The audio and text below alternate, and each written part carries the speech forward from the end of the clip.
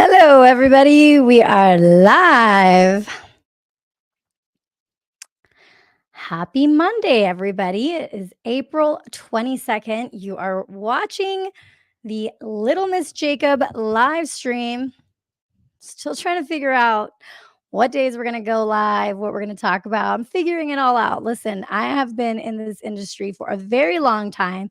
I started back in the MySpace days, and I've been trying to figure out, like, I need to kind of, I don't know, figure out my my cadence of when I'm going to come on here. And oh, actually, I need to start this. I need to start the live stream on Rumble. I'm really just barely getting the hang of all this. Um, oh, okay, it's going. Well, there we go. We didn't need to do anything. Perfect. Um, And I don't wanna break any rules because allegedly, I don't know, something happened in my Amazon account. I didn't do anything different that I know of. So I'm like all freaked out about breaking rules because you can invest all this time into building your content, building out your channels, and then, oh, thank you. I just got my hair done. Appreciate it. Thank you, burner popcorn account. Thank you. Um, yeah, so it's like we're all investing so much time and energy on becoming creators, and then all of a sudden, overnight, your stuff can go poof. And I was watching, by the way, if you like Tim Pool's show, I'm going to be on his show on Wednesday of this week. So make sure you tune in and catch me on Timcast IRL. They just moved into a new studio, which apparently has better lighting because the last time I went on, it looked like a ghost. And I'm Mexican and usually brown.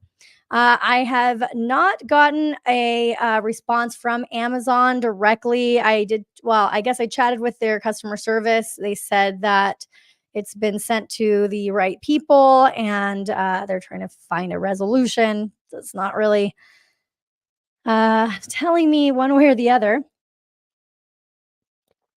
But thoughts and prayers, please. I appreciate that. Um, and whatever happens, it is God's will, and it may just, push me in the direction that I need to go. But the reason why I really loved the Amazon shoppable video program is because I don't even have to really share any links. Although sharing links on X may have been what got me into, I guess, hot water with them. But typically I just made videos and those videos live on Amazon. So if you go to buy something on Amazon and I made a video of it and you watch it, then I get a small percentage. I don't even have to share those videos on my social media, social media. So, you know, uh, I'm hopeful. I'm hopeful. And we have all kinds of different, I guess, avenues that we could take to uh continue to fight, with not fight, but hopefully get Amazon's attention. And it is, I heard somebody, I think I'm gonna start doing like mean tweets, reading mean tweets. Somebody posted like wait in line like everybody else, and it is sort of that kind of thing where it's like you have to know somebody, and it's not really fair with social media platforms. It's not a democratized system. It's not, um everything isn't just, they can do whatever they want. They own the platforms. That's how it works. You build something, you run it. um if you're fair, I think that will go over well long term because so many people want to become content creators, huge percentage. And you really have to have a system that is fair.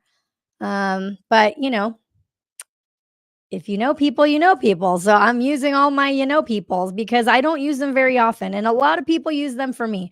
When people need something, they call me and I try to help out. So I'm not saying it's a tit for tat type of thing, but I do think that this is going to be my ask. The one time I ask for the favor. Um, Popcorn Burner says, my conspiracy theory on Amazon is that they look for any reason to pull the rug out from any influencers making decent money on their program. I don't know. I don't I hope not. I really hope not. And um it's just a big company, and I'm here's what I think. I think they have to be careful of liability. I think they have to be careful if somebody is doing stuff that, isn't allowed or is going to hurt their user in some way, can get them into legal hot water. There's probably people that do things that are not right on Amazon. The problem is there's probably bots looking at it. It's probably call centers. I don't know who's reviewing my account. And to talk to an actual person, it's difficult. And so, but I don't really want to I don't want to shade them. It is where I get my money. So, you have to kiss the ring sometimes. And I will admit that if Amazon wants me to kiss the ring, I will kiss it, baby, because that is how I was surviving and becoming a content creator because I had steady income coming in with my Amazon stuff. I think, I'm talking to, what's it called?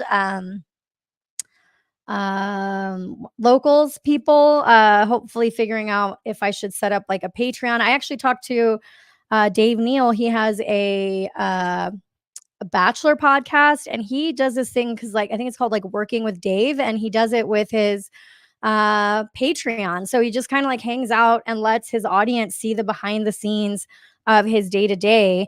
And, they have a membership for that, which is really cool. Hey, Nate. Uh, Thank you. Yes, I'm live on X, baby. I was part of a like a pretty long X space yesterday on a Sunday where Nate was hanging out and just, getting ideas from people, doing what I think platforms should do, although he was doing it on his spare time. That's how you know somebody really is committed to the place where they're working, because he is at X. And I don't know exactly what he does, but I know, like, I see your live stream tests, so I don't know what department is jiggering with the live streams, but I'm using StreamYard. It's the easiest I've found to have guests on. So I've used Riverside. I haven't used OBS yet. I'm trying to think what other ones I've used. I've used a couple other ones, but what I'm pretty much understanding is that StreamYard is the best for just quickly inviting guests on. And so this is what I use. And then if I'm making like reels or shorts, I try to capture in Riverside because that actually captures in 4K. And so then if I need to zoom in on my reels or TikToks or whatever, I can do that, and then it doesn't hurt how clear it looks. But anyway, um, so this is kind of, I guess, going to be part of a series because I was watching Tim Pool's show, and basically he said that uh, there's some issues with his YouTube, and I wonder if today some of that stuff is gonna, I guess they're moving into their new studio today. I can't even imagine. Imagine investing in this company that flies people out 5 days a week. I think sometimes more, like, I think at least I went to, I did the Friday culture war thing with Timcast earlier this month. And I was there in the morning, and then there was new people at night. Oh, so see, Nate led the X integration with StreamYard, which is awesome. I know that you can do like the RT something rather feed. What is it called? You can do that. And I'm actually wondering, is there a way, does it make a difference if you're doing, if you're just like connected to X versus if you're doing the RTFS, I forget what it's called, that like where you put in I think one of them goes through RTMP, yeah, because one of them goes through the old system and then RTMP. Is there any difference, or is one better than the other, Nate? I would be curious to know that. I know you told me, I think, to do RTMP one time, but I think I had a hard time seeing comments one time I did it that way. Not really. I would just connect with X. Okay, yeah, that's what I did. It works well this way. So anyway, yeah, so imagine just like investing in this foundation where everything is on a roll and you're bringing in guests. You have people that are booking them. I think here I'll bring up Tim's stream from I think it was Friday. Um, and then all of a sudden, you're literally moving into a new studio, and then YouTube like kind of pulls the rug underneath you. And it's just, I have a friend at YouTube who is really high up. He deals with like Mr. Beast accounts, big accounts, in terms of especially being able to quickly see if something's happened to an account, somebody gets a strike. He's the one literally flying to whatever place the creator is in to help them get things situated. And he's a great guy. Uh, but YouTube is such a big company, and it's like, if you step on someone's toes and you don't even know, did you actually do something wrong? So I think it's important to look at some of the stuff. I was researching just like basic things because I've been streaming on here, and I learned, like, we'll get into it, but like one of the things is that if you put keywords, just instead of putting them into where it goes into the tags on YouTube, so I guess that's considered like keyword stuffing. And so that can get your account deleted. I mean, I didn't even, not that I do that, but I just didn't even know that.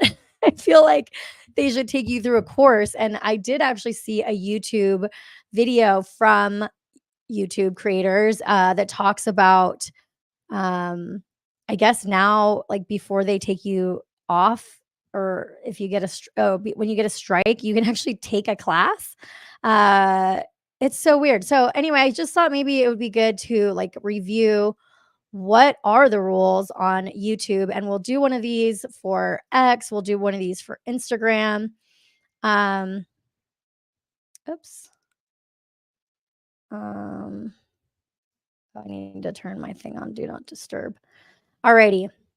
But let's watch Tim's little clip of his, like, what happened with him, because something else that I've been seeing, and this is kind of how you know that something is about to blow up, was when creators start to like infight.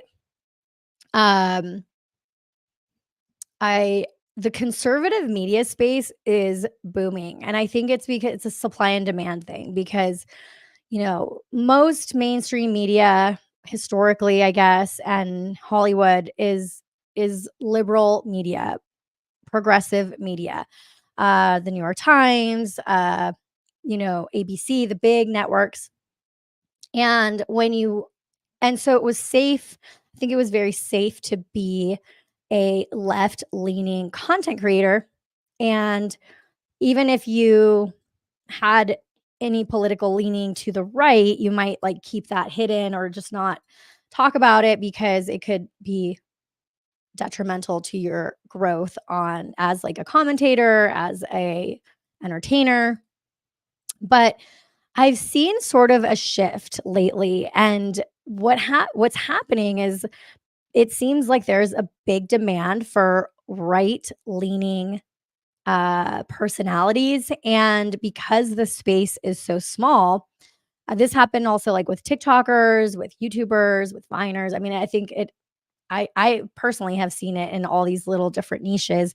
It's a little bit of, I don't know, maybe even more cutthroat if you talk about politics, but I think there's a demand for it.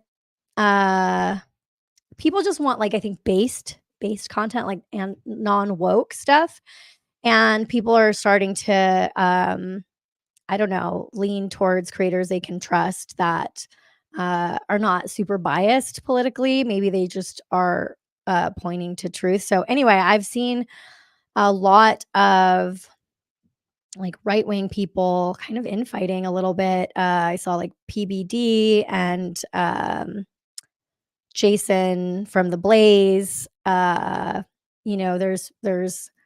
I experienced like a little bit of like mean girl behavior on X. But like I don't consider myself a political commentator at all. I mean, I mainly try to focus on people that have been canceled, giving them a platform to tell their stories. I have a really cool podcast coming out, video episode where I interviewed the girl who wrote this book, Handbook for Mortals. So I'll just briefly tell you guys because I'm working on this. I want to like edit it, make it super cool. So she actually wrote this book. It was a New York Times bestseller for 23 hours. And then she was kicked off the New York Times bestseller list. Now, you guys might not think this is a big deal, but she's the only person ever to get kicked off the New York Times bestseller list. And because of that, there was like almost 800 articles written basically trashing her, saying that she was like a scam artist. She has trouble getting loans because they said she scammed the system. And I'm sorry, but we all know that the New York Times, in my opinion, is a very scammy organization. And for them to go after and destroy her reputation, it just really, boiled my blood because I have a little bit of experience with the New York Times and their shady operations, in my opinion, allegedly. You get what I'm saying? But anyway, Lanny has like a really cool story, and she basically got kicked off because I don't know, the number one book in young adults when she was on the list was about BLM. It was a young adult book about like some very heavy topics, like a white cop, um, I think possibly unaliving a young girl, a young Black girl. So anyway, Lanny's book put that BLM book to number 2, and she got number 1. And then everybody claimed that, oh, well, Lanny must be, racist because her book knocked the other one off the number 1 list. And it's now like a CRT book. Anyway, there's all these things that like politics affect us in a way when we're not even in politics. It's like, okay, but maybe if we know the rules, then, this is what this stream is about. I will get back on track. Sorry for the ADHD. But yeah, I mean, at the very least, let's figure out what are the rules so we don't break them. And then let's just hope they don't keep moving the goalpost, because that seems to be the problem a lot of the times is why is it like the goalpost always is moving, and it's just hard to figure out how to not break the rules. Okay, so let's see here. Okay, here we go. I'm gonna play a little clip of this Tim Cast episode. Let's see here.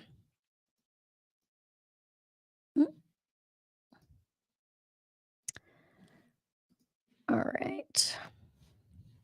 So a week later, Alex and Michael came back. Yeah. What a crazy day. Yeah, really. Serge is pressing the buttons. Or Ian's here too. Oh yeah. Hello. Hi. Welcome. Let's do this. I love the meta shows where we talk about like the show beneath the show. Like, oh, here we go. I mean, we're going to talk about nitty gritty. I'll break down everything for everybody. I mean, I typically do. I wonder if we're like the most transparent of shows when it comes to how shows run among them. Let's jump to this story. And by the way, sometimes, I don't know. I used to be super transparent. Like I wanted to tell everybody kind of what was going on and how the behind the scenes of things worked. If I had a super successful show like Tim does, sometimes you're opening yourself up when your competitors can see, like right now they have this vulnerability, right? Like if they're taken off of YouTube or they are. See, I really don't understand why. Like I have fiber, but on Wi-Fi, try connecting. It says like I have a slow connection. Oh, it's so annoying. And it's been happening when I try to go live on everything like YouTube, X, and Rumble. Anyway. All right. But yeah, like in a way, you're letting people know that maybe there's a vulnerability there because you have this whole operation, and if YouTube takes you down, demonetizes you, I don't know, takes your videos down that make you a lot of money, that can be really bad, obviously. And if the competitors or people that want to, see you go down, if they are aware that you're having these problems, it can be bad, right? Because they can attack you more easily. So I don't know. I do appreciate the transparency though, because it does help other creators that are trying to do this thing. But let's see here. Hang on. I'm gonna fix the camera because it just went down.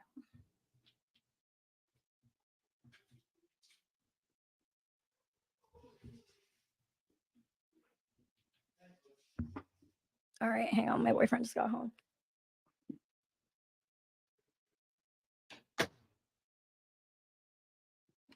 All right. This is what Tim was saying happened to him. Story from the Post Millennial.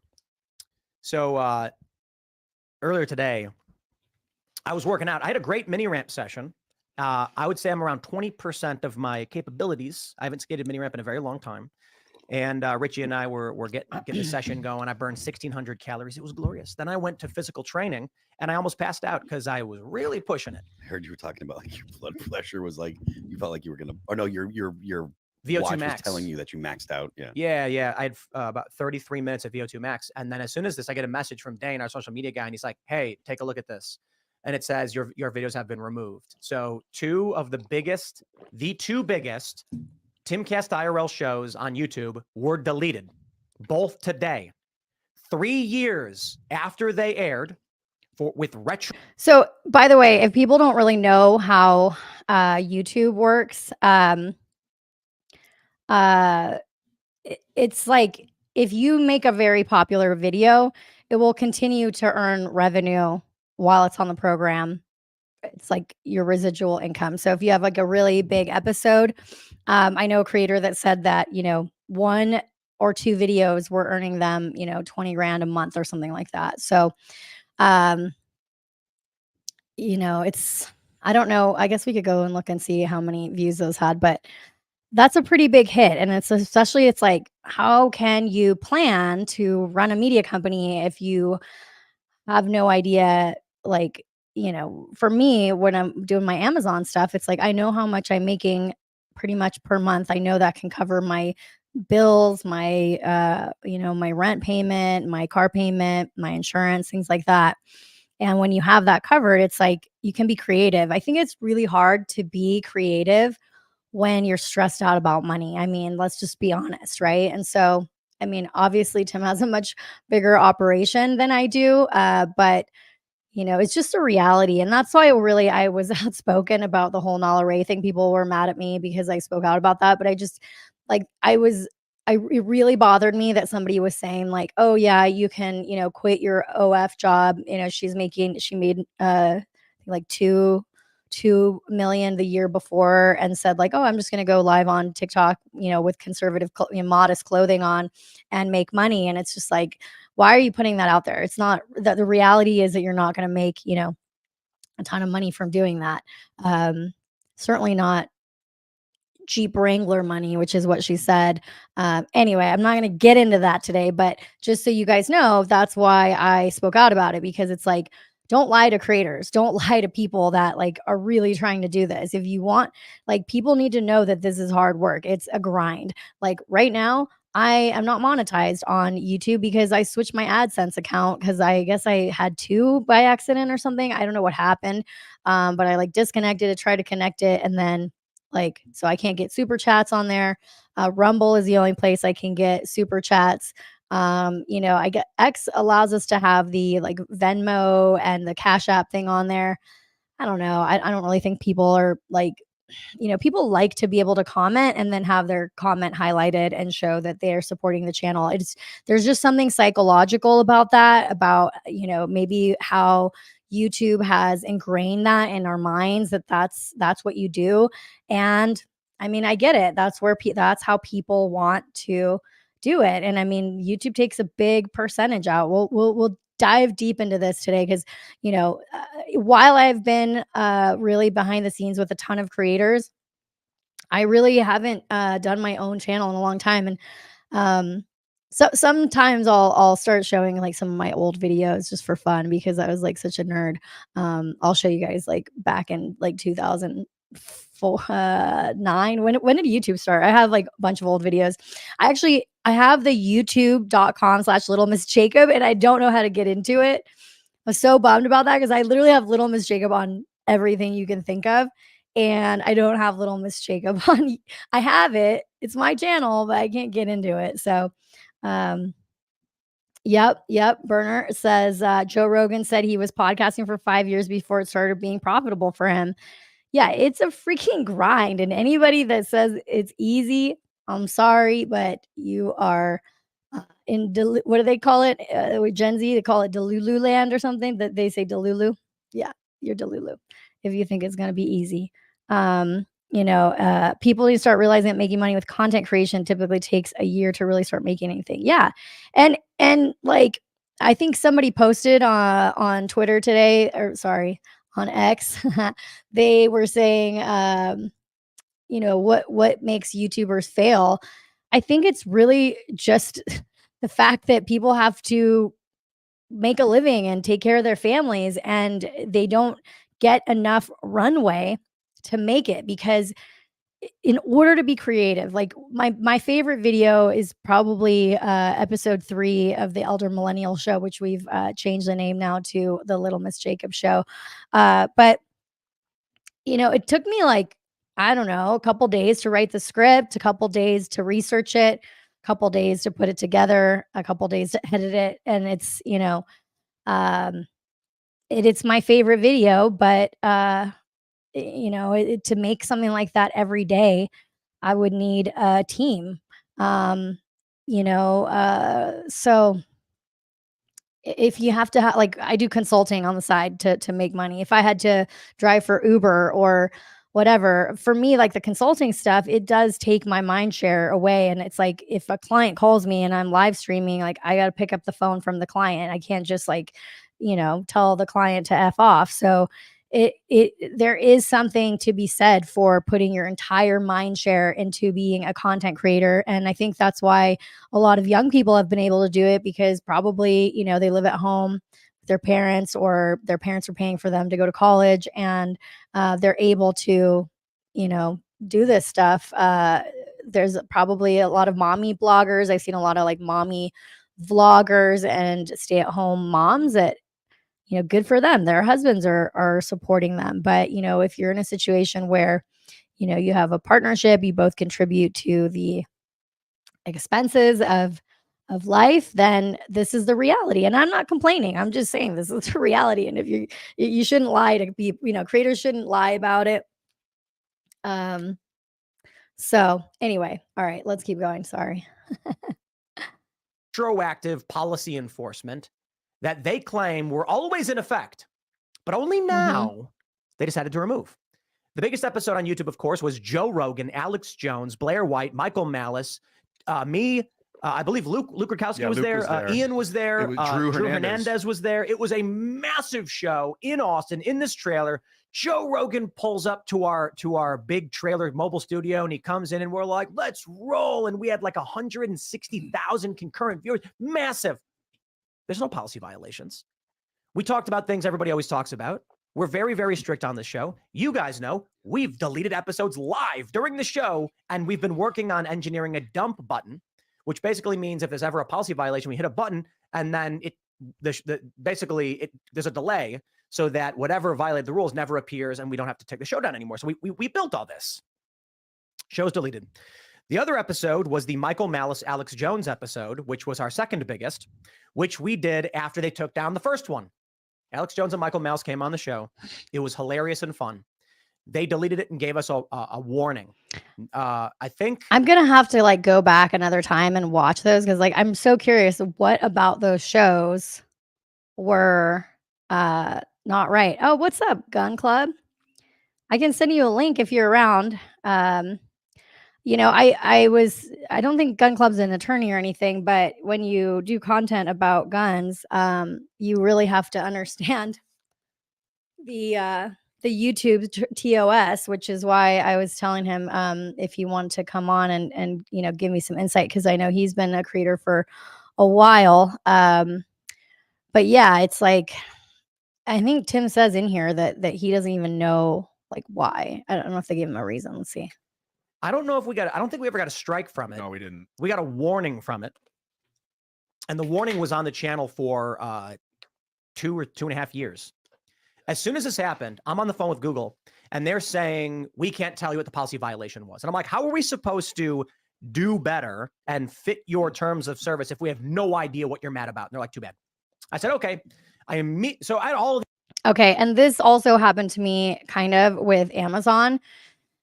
They did give me like a couple reasons, but it didn't say, like, it said like I used other people's content. I never use other people's content to like promote my stuff. I don't know what they're talking about exactly. And well, yeah, I don't want to talk about Amazon because like we got to be positive, right? I don't want to bring any bad juju to the Amazon situation. So we'll do an update. When I get my account back, I will do an update and we will celebrate, and everybody can tweet at Amazon and Andy Jassy and say, thank you very much. You're awesome. But for now, I will bite my little tongue. all these people messaging and commenting, being like, oh, you're babies. You took the episode down, blah, blah, blah. And I was like, I called Michael Meltz and Alex Jones, said, guys, can you come back immediately and do the show again? Yep. They want to take down our episode and they won't tell us why. We'll do the show again. See, that is the truth. What, they said if the platforms look hard enough, they can find some obscure rule a creator is breaking. Yeah. And it's like, but why? Like, why are certain people, are they getting targeted? Is it because like somebody doesn't like them? Tim brings in a lot of viewers for a live streaming show. I mean, there's not too many shows like that. I don't know. Can you guys think of a ton of live shows like this on YouTube? I had like trying to think of any. I don't know. Not where they have like the guests there. And so a week later, Alex and Michael came back, and that was at the time our biggest episode ever, the Try Me YouTube episode. I can only assume they were not happy we did that, but I got to tell you, before we even had Alex Jones on, I emailed our liaison at Google and said, what are the rules pertaining to Alex Jones? Is he allowed to be a guest on shows? And they said, absolutely. See, this is a part that like grinds my gears. I feel like such an old person saying that. What's like a better way to say grinds my gears?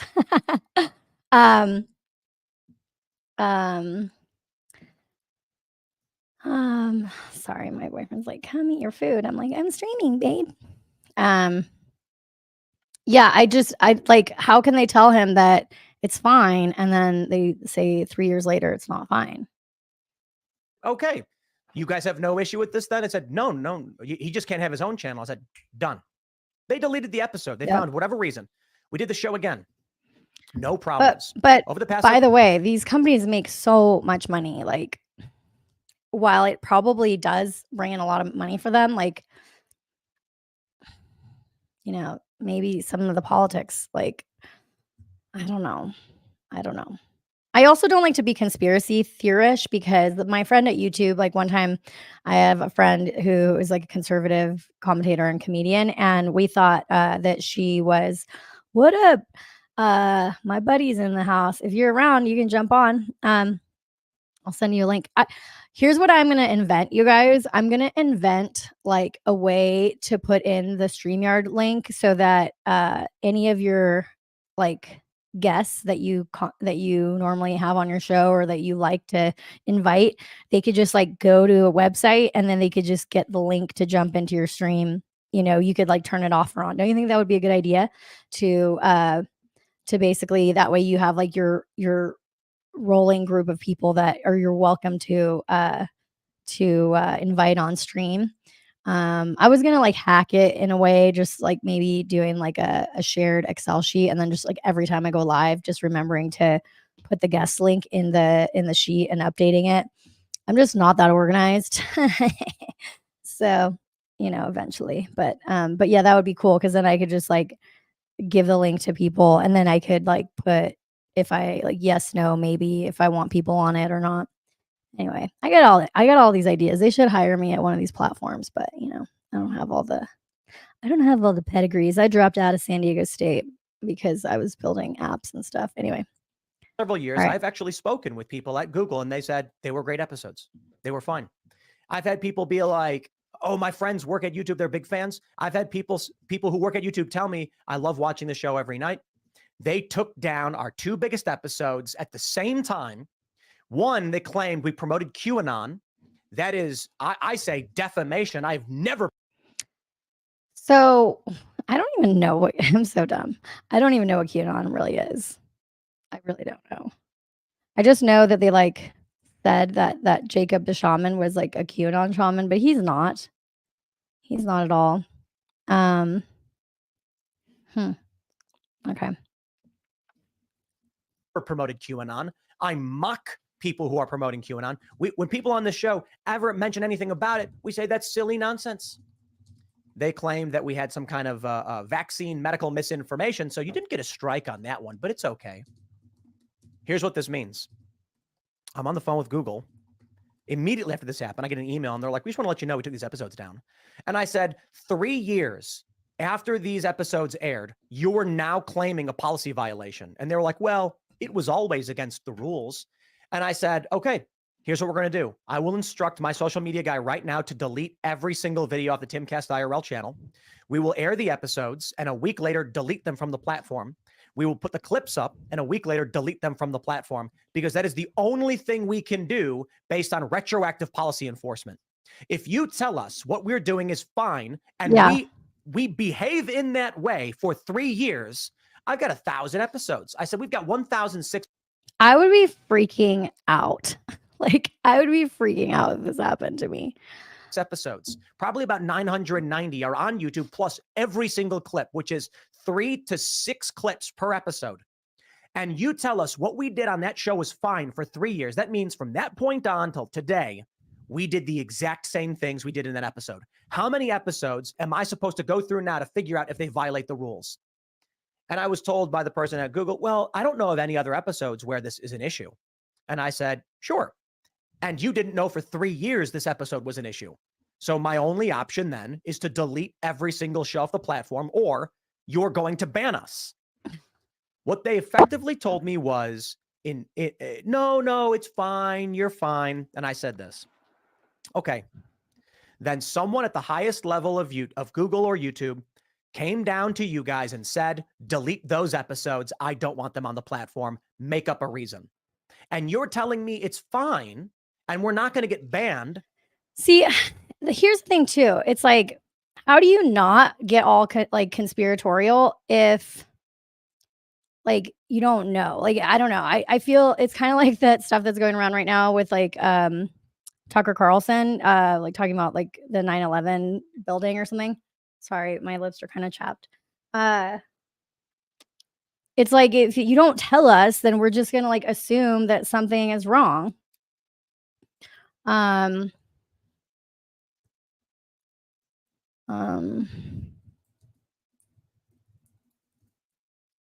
boyfriend's like, come eat. I'm like, babe, I'm live. He doesn't understand. Okay.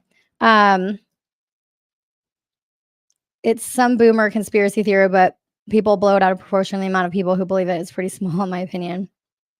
Oh, you're talking about QAnon? Wish Rumble monetization was better. I'd invest more effort. My boyfriend's so cute. He's like, put a BRB up. I'm like, no, babe, that's not how it works. He wants me to eat my food.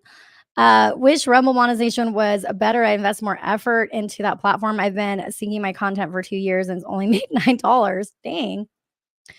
Yeah, I'm not gonna lie. Like, I've done pretty good on the Amazon shoppable video thing.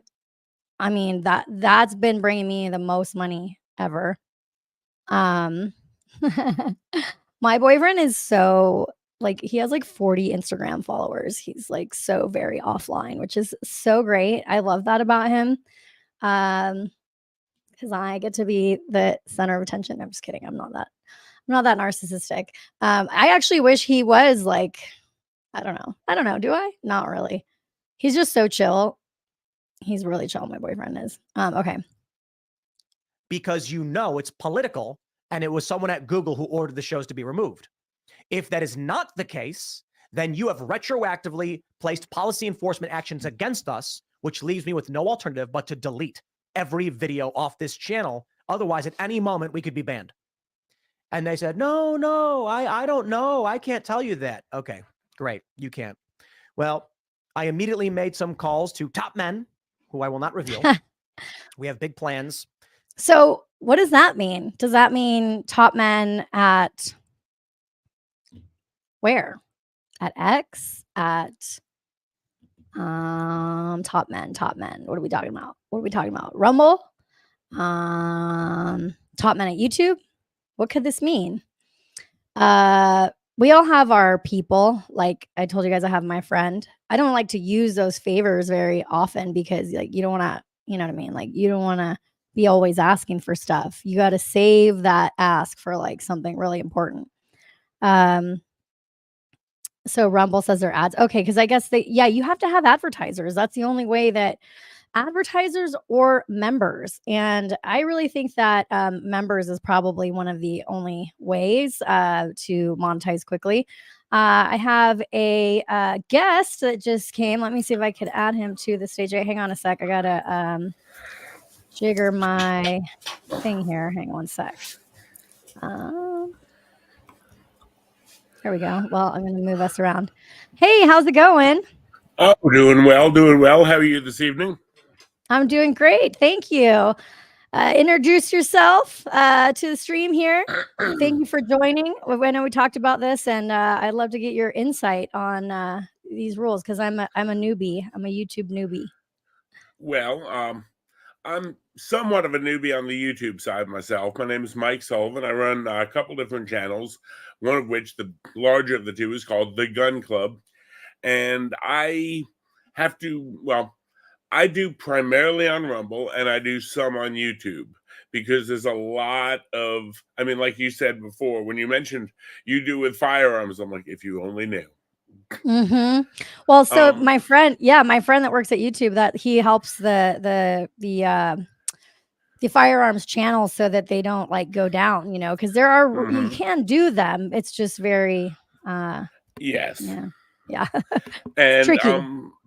It's like one of the things that we deal with is I cannot on a live stream handle a live firearm. Now I can pre-record out on the range or at the indoor range, whatever, or I can pre-record here.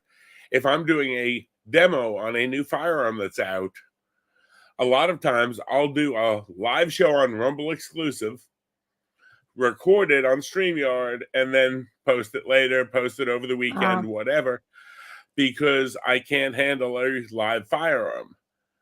So it's like, if I'm going to do anything show and tell, it's like I've got a little plastic gun, a little plastic toy that I can show. But a lot of what I do is I do reviews on different firearms that are coming out, recommendations on things. And their rationale is they don't want to see an accident go out live. Wow. And Okay. Yeah, my thing is I understand it a little bit. When I started getting into this, I looked at the requirements and the restrictions, and then there are some that are very, very vague. They about a year and a half ago, it was right at not this past SHOT Show, but the SHOT Show year before, it was in Vegas, and they hammered a bunch of creators right at that time, taking down a bunch of their videos that showed something that they had not had a problem with all along. But it's like retroactive. That's like the retroactive stuff he was talking about. That's what Tim mentioned. I watched Tim's whole show. I've been a subscriber to Tim for years, you know, since he moved into where he was moving out of to now. And it was like when he did this the other night, it was like, you know, he makes a lot of his money on his viewership and, you know, on the front end. And that's where he said he'll put it up. He'll make as much as he can. But do you want to be liable tomorrow for something that's 3 years old? Well, and what people don't understand is some of that content really generates a lot of the revenue. And so you start to get kind of used to that. You're like, okay, I know that this video, it keeps generating revenue. And if that's paying, you know, is part of the decision making of like, okay, do we want to do a new studio? Like, you have to be able to do projections as a business, as a Right. media company. And what's really not right is if you get the rug pulled from underneath you. I think Hmm. Tim has enough viewers, and he has this kind of brand and IP that he's built that it is likely that he may be able to get some type of a deal or partnership or something like that. But I think he really likes the fact that he's independent. I mean, when I was there, and we were just talking about like the Crowder situation and stuff like that, but he kind of was diving into the behind the scenes of his operation. And nobody's teaching you this in business school or college, how No. to do this kind of stuff. And but I think he likes being able, like, I think he's had opportunities to go and be part of a bigger network. And I was He talking about it. has. He has. Yep. And it's, again, from his standpoint, it doesn't make sense sometimes for him to risk, because the stupid thing is, now he got a warning, he didn't get a strike. But let's say we do something naughty today and you get a strike. Mhm. You won't be able to upload a live stream for a week on any channel. Now, that would be his daytime daily shows. That would Wow. be his nightly show. He said openly he makes his paycheck off Yeah. his day shows, and then the night show is what supports the big. Yeah. But I think he said he makes about $1 million a year, and he researches the clips. He's basically doing the little news clips Mhm. on his own, and I think that's really interesting, for content creators out there. And I see, like, I've seen Nate the lawyer does this as well. He used to be a big time live streamer. He'd be live streaming Right. a lot part of the day. Now he just like does a video of the day, which is great because people want that short form. Hey, I just want to know the gist of what's Right. going on, 10 to 15 minutes, consume it, leave. But then there's also this thirst for live content and interaction. The people that are in this stream right now, Burner Popcorn Count says, if you want longevity on YouTube without hassle, do very brand, very safe, non-controversial content that's all original. Don't use third-party material, right? Yeah. I don't do any third party stuff, but I mean, I knew going into it, I was like walking into landmines. But, I could easily do, let's talk about hockey games or something. Wouldn't that be fun? Yeah. Yeah. Well, and it's all very subjective, right? Because, for example, when I was starting my channel, I'm like, I would love to do kind of like the older, like millennial version of Brett Cooper's show, because it's really like it's Mhm. fun, it's entertaining. She uses a bunch of clips from The Office, from whatever, and I mean, they do that. That's a regular thing. Now, I was making content like that, and I had friends that were like, "Hey, be careful, because you can get, even if you use 10 seconds, of a funny thing from a funny show or whatever." So I'm like, is there favoritism? Like, what makes it so that this person doesn't get dinged and this person does? I'm sure the Daily Wire has big time law firms behind them and all this stuff, but at the same time, it's subjective to what can I get away with. Is YouTube going to get mad at me? Do they generally like Mhm. me? So I don't know. I mean, even Sniper Wolf, she's like a streamer, and then she just did like reaction videos. She got like a 2-week suspension off of YouTube because or from monetization, because she, like, I guess she went out in front of a creator's house and was like that he was beefing with her, and she was like, oh, like, I don't remember what it was, but basically it was like for doxing. But like, if you look back, and back in the day, it was like Jake Paul. Remember all the people that used to show up to Jake Paul's house out in the front yard, and people would be filming? I mean, none of those people lost their YouTube account. So I think it's very much, you don't know what they're going to do. I mean, you can follow all the rules, but if they want to take you off, like, I don't know where it says in the YouTube terms of service that if you dox someone, you're going to get a 2-week suspension versus are you going to get deleted? And by the way, if it was somebody else, like, that doesn't bring in that much revenue, because Sniper Wolf brings in a hefty amount of revenue, I'm guessing, would they just take you down because it doesn't matter? Right. Well, I mean, and the other thing is, you look at how much Tim makes for YouTube. You know, if you watch his super chats for a night and figure they're getting 30% of it, if they're willing to go after him, ouch. You know, now I'll tell you, and it's nothing against YouTube. I pretty much have the philosophy, look, I'm in your ballpark. I'm going to play by your rules. I can do that. Yeah. It's the same when I go teach at a range that I'm not familiar with. I meet with the range officer. Okay, look, what are the rules? You know, if Yeah. you'll let me play, here's my credentials. Here's what I've done. If you'll let me play, I'll play.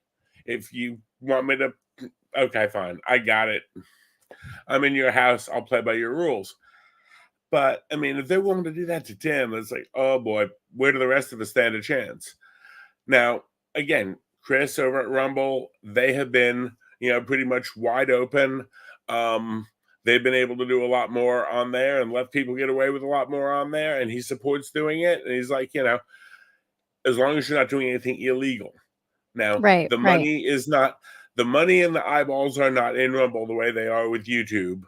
I struggle to build on YouTube. I've got the same channel both places. But on the other side of that coin, you know, Mhm. it's like I said when you and I were texting, when I texted you the other night, you know, yeah, I could be nice all the time, but at some point, I've got to look at myself in the mirror. Right. Yeah, And with absolutely. some of the videos that I do that are on Rumble would not be YouTube friendly. And I respect YouTube. They want, you know, G-rated content and kitty videos for their advertisers. Okay, fine. I can play that.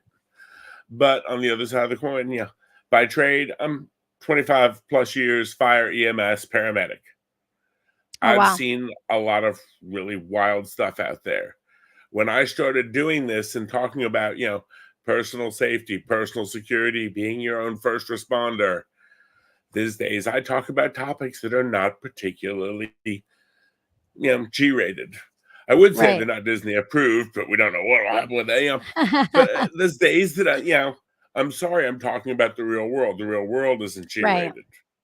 You know, Yeah, I mean, like, it would just be nice if we could, it'd be different if, like, you got, like, a little slap on the wrist if you broke a rule, but it's a lot of these platforms, if you you know, it's break something, and by the way, in order to get in touch with a human being, it's like, forget about it, and I understand why, right? It's like there's so many right. millions of people on these platforms. They can't have, like, a customer service that can pick up the phone for every single, you know, person with an account. I mean, it makes sense. But what I think should be done is, like, figure out what are the goalposts and then don't move the goalposts. You know, it's like Right. you don't retroactively, if you're going to make a rule, then say, okay, everybody else is grandfathered in.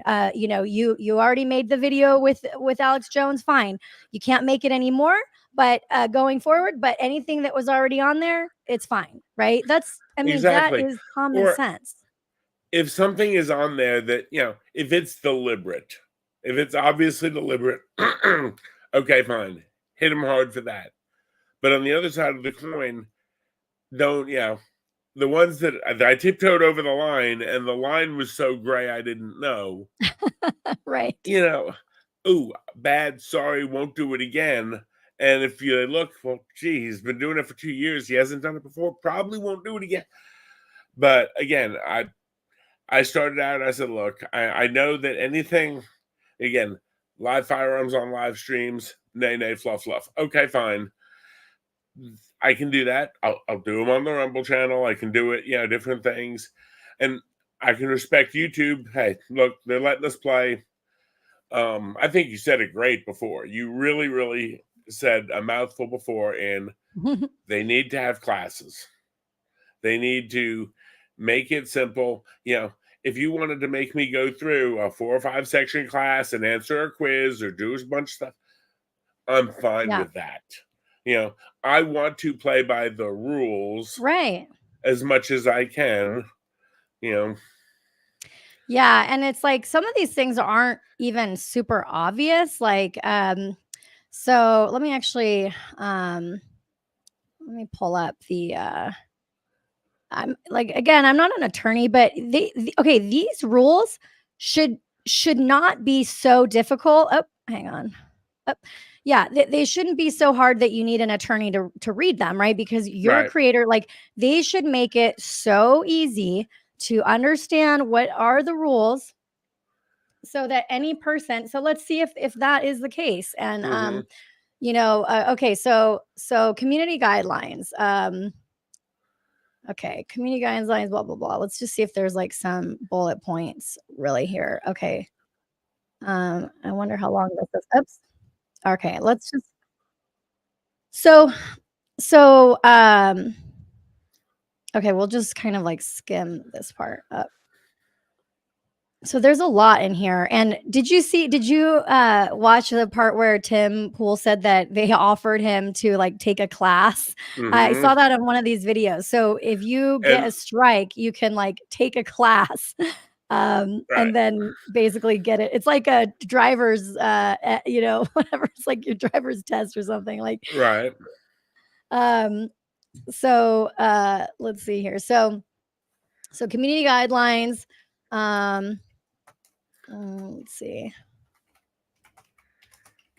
Right can be disappointing and worrying for creators. We know that creators often don't break the rules intentionally and just want to get back to making great content. That's why we've put together options for you to learn about Oops. our guidelines and resolve Now, warnings you receive when violations Hang do on. happen. Messed this Let's up. walk you through what each of these options are and what they mean for you. Okay. Hang on a sec. now they said they know we don't do it deliberately, but yet then why the hammer of sadness? Yeah. Yeah, It's- exactly. if I do something, send me an email and say, hey, we pulled this video down. Here's the Right. reason why.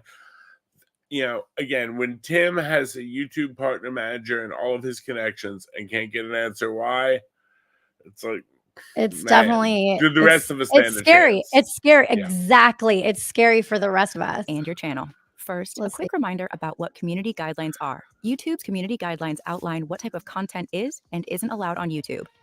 Okay, like, is there a video of that? I don't even know if there is. If there is, let me know in There the are a chat, number of- guys, because like there should be. I mean, it's YouTube. They should make a video for every single little Mhm. line. There should be a video so we know black and white what it is. Community guidelines. I also watched another thing that they put up that basically says that any type of content that you use, even if you're repurposing it, even if you're reacting to it, even if like they're basically saying anytime you use someone else's content, you can be copyright stricken. Like they're saying Now, you have to go to court or something, but okay, that's one thing I do know the law on really well. The DMCA, if you have a video up, if let's say you use some of my content, anyone can copyright claim you and then you respond to it. Now, when you respond to it, you can say this is fair use, meaning used for commentary, used for something else, fine. Basically, if you don't respond, then the copyright claim holds against you. If you respond, then they come back to me and say, okay, do I wish to push it? And that would require me to then take the next step and file in court. Their and thing there's is companies that's all they do. That's like it's like an AI system, and all they do is file claims, right? And if they see you, I mean, usually I think it's like music and stuff like that. And sometimes, a lot of times, the claims are bogus, and you can hammer back. In fact, you can go back. Nick Ricada actually does his copyright responses usually on his night stream when he's a little bit lit, and Okay, it's I fun gotta to check it out. watch. Yeah, Yeah, it's like I'm friends with this guy, Michael McCrudden. He has this channel called Before They Were Famous. And he told me that like his channel was popping. Like he does these really cool, like basically who is this when they pop, like when you see a new person pop off, like a influencer or celebrity, he does like, he kind of does like the lead up to their life story. And you have to pull clips in order right. to make it interesting. And he said that, basically a company saw how well he was doing with it and then just like almost brigaded his account with those, and it Right. like completely killed the channel. And I think that can happen too. Like if you have a competitor with money, or not even a like these competitor with people, money. No, I'm saying A I think that they competitor with attack. inventions, yes, Yeah. just Mhm. not with money. It's the one thing, and I think you got hit with it with this recent thing is Yeah. I don't like, and Mhm. so I tell my friend, and they don't like, and we've got 25 sock puppet accounts, and before you know it, they got 50 complaints on you in 30 minutes over nothing. It could have been a puppy Yeah. or kitten video, and they Like get all my these friend at YouTube complaints. said I had the only thing I ever posted like negative on my channel really was like about Taylor Lorenz. And he told me like that I had like a bullying, not a strike, but like a note, or I don't know what it was. He was like, yeah, for bullying. I'm like, oh, so Taylor Lorenz like hit up her, I mean, allegedly, I don't know if she did this, but I'm like, I'm picturing Taylor Lorenz calling her friends up at YouTube being like, can you put a strike on Ari's account? She's bullying me. I'm like, okay. But yeah, it's absolutely, but it can be people that have power. I will tell you that because Mhm. um, I'm not going to point to anybody, but there are people on X, people on YouTube that talk about freedom of speech. And then when you post something that they don't like, even if you're a little tiny channel, they'll go behind the scenes and a lawyer might hit you up, or a powerful person might say, hey, stop talking about this person. Stop posting this, because they want to scare you. And it is scary. I'm not going to lie. Like, I don't want to get in a Right. lawsuit. Like, I don't. I'm done No. with the lawsuits. So, yeah. So, but like you said, I got to look at myself in the mirror, and I want to be able to be myself, because how can I have this platform and speak out when I see bad Mhm. behavior and things like that? And trust me, like, I don't want to be fighting with people on here, but I'm Right. certainly not going to, be a creator that talks about being genuine and not being deceptive, and then do things that are deceptive. I just don't like that. I You can't know, sleep at night when I see that. but the thing is now, like I told you, I first found you when I think it was Farron did an interview about your lawsuit way back when. Yeah. Okay. Oops, around And you. one of the reasons why I followed you on Twitter then is because you were transparent, you were honest. You know, Thank you.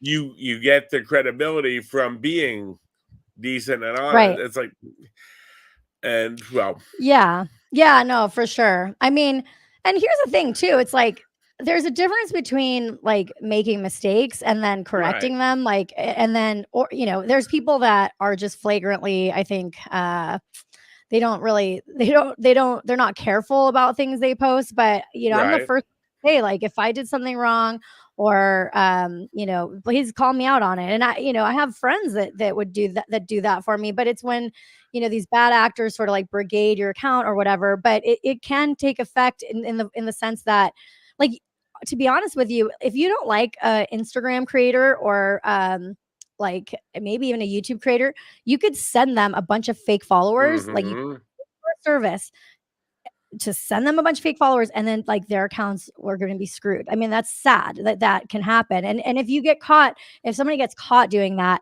they can get in trouble. But right, the likelihood, I mean, it's like you have to have all this money. And what I learned in business is just like, you can have all the contracts that you want, there can be all the laws that you want, but if you don't have the money to, enforce it to protect it, forget about it. I mean, so Lines what such as our this video impersonation says. policy, child safety policy, harassment policy, and many more. And these Okay, so they said harassment, um, child safety. impersonation.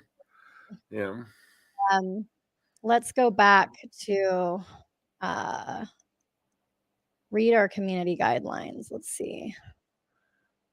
Um, okay, spam, deceptive practices. YouTube community is one that's built on trust. Content that intends to scam, mislead, spam, or defraud. Okay, so one of the things is, like I saw today, is just stuffing keywords. Like, if you, let me see if I can find this right. video. When you put Um, in keywords that aren't related just to clickbait it. Yeah, Yep. You also can't in the tags. So, for example, if I wasn't talking about like the Daily Wire or Brett Cooper, like, I can't post just because my show is like Brett Cooper's. I can't post Brett Cooper in the right, tags, or that's going to be called like deceptive practices, so like a scam. right. I didn't know that. I mean, it makes sense why they don't allow it, but like, that's something like I didn't really know that. So let's see. If you're posting content, video spam content that's is excessively posted, repetitive, or untargeted, or does more of the following: promises viewers they'll see something but directs them off site. So, like, that's pretty subjective too. Like, what does that mean? Like clickbait? I think it's if it is like the first few minutes is a video and then a link to go offsite somewhere else. They want to keep everyone in the YouTube thing. You're allowed to post like a sponsor link, but not, hey, come see me on my private channel. And Right. Okay. Sends audiences to sites that spread harmful software, try to gather personal info. Okay, that makes sense. Misleading metadata or thumbnails, using a title, thumbnail, description, or to trick users into believing the content is something that it's not. Okay, well, I see a lot if you posted on there like a thumbnail, major Supreme Court decision today, our rights are being taken away, and it's not. So, like, Matt Wallace probably wouldn't be allowed on YouTube. Like the stuff that he posts just a lot of like, oh, World War III is starting, like stuff like that on X. Okay, content offering cash gifts, get rich quick schemes, or pyramid schemes, sending money without tangible product in a pyramid structure. Interesting. But like, what is a get rich quick stream? It's like how well, I guess Tate isn't even allowed to have his platforms, right? Did Andrew Tate get his platforms taken down? I don't know if he did. I think he's still on Rumble. I mean, Rumble does not take a lot of them down, and the reason is, and I respect them for it. They're like, look, if you want to watch it, you can watch it. It's not against the law. Their thing is, we don't write terms of service. We let the law do it. And that's the same thing with Locals. I don't know if you know Dave Rubin. He's the one who founded Locals. Yeah, I didn't know that. I actually just heard about that when the whole Candace Owens thing happened. I didn't know he founded Locals, so that was interesting. He did, and I got involved with Locals watching him on there, and I've got my Locals channel connected to the Gun Club also. Now, mine right now is not monetized at all on there, but it could be if I wanted it to be. Right. Where you can actually set up like monthly subscription levels. Oh, interesting. Yeah, see, it's really about which one are you going to commit to, because like for me, I saw my friend Dave, he does like a behind the scenes with Dave, and then he just like, I guess, like streams all day, like what he's doing, he's doing that on Patreon. I'm like, what is better, Patreon, Locals? I'm guessing that it's whatever more people are willing to put their credit card info into. Like, people don't like to pull out their credit card. But yeah, I mean, I think Locals has been growing. I see a lot of my friends in the like legal YouTuber community using it. And I went to a live event Viva and Barnes did in Vegas, and I mean, they have people that are their paying members that it's a big community. It's pretty impressive, and you wouldn't know because maybe their people aren't all on YouTube, but I've seen Viva grow over the years, and it's been pretty cool. So that's kind of why I was like, why am I not doing this? I mean, I know enough about the industry. I'm good at like graphic design. I'm good at editing and all these things. And it's just a matter of like putting the time and consistency, because people want to see you and they want to know that you're not going to leave them hanging. Like they want to know that when they get their coffee in the morning tomorrow, that they're going to see you on stream or whatever time that you go on. And that's a commitment that you're making to the audience. But it is hard to make that commitment if you don't know how you're going to monetize it. Right. It's like very easy to be like, I was telling my boyfriend, I'm like, it's easy to be like, oh yeah, like, shoot stuff at, or like throw stuff at the wall and see what sticks. But really, I mean, if you want to be a good business person, that's not how we do business, right? We do is we make a business plan. We say how much runway do we have till we make money. And the problem is that if we don't know the rules, because it's very easy to break them, but then if the rules can be changed at any moment, that's it's scary. So misleading thumbnails. Okay. Scams, incentivization, content that sells engagement metrics such as views, likes, comments.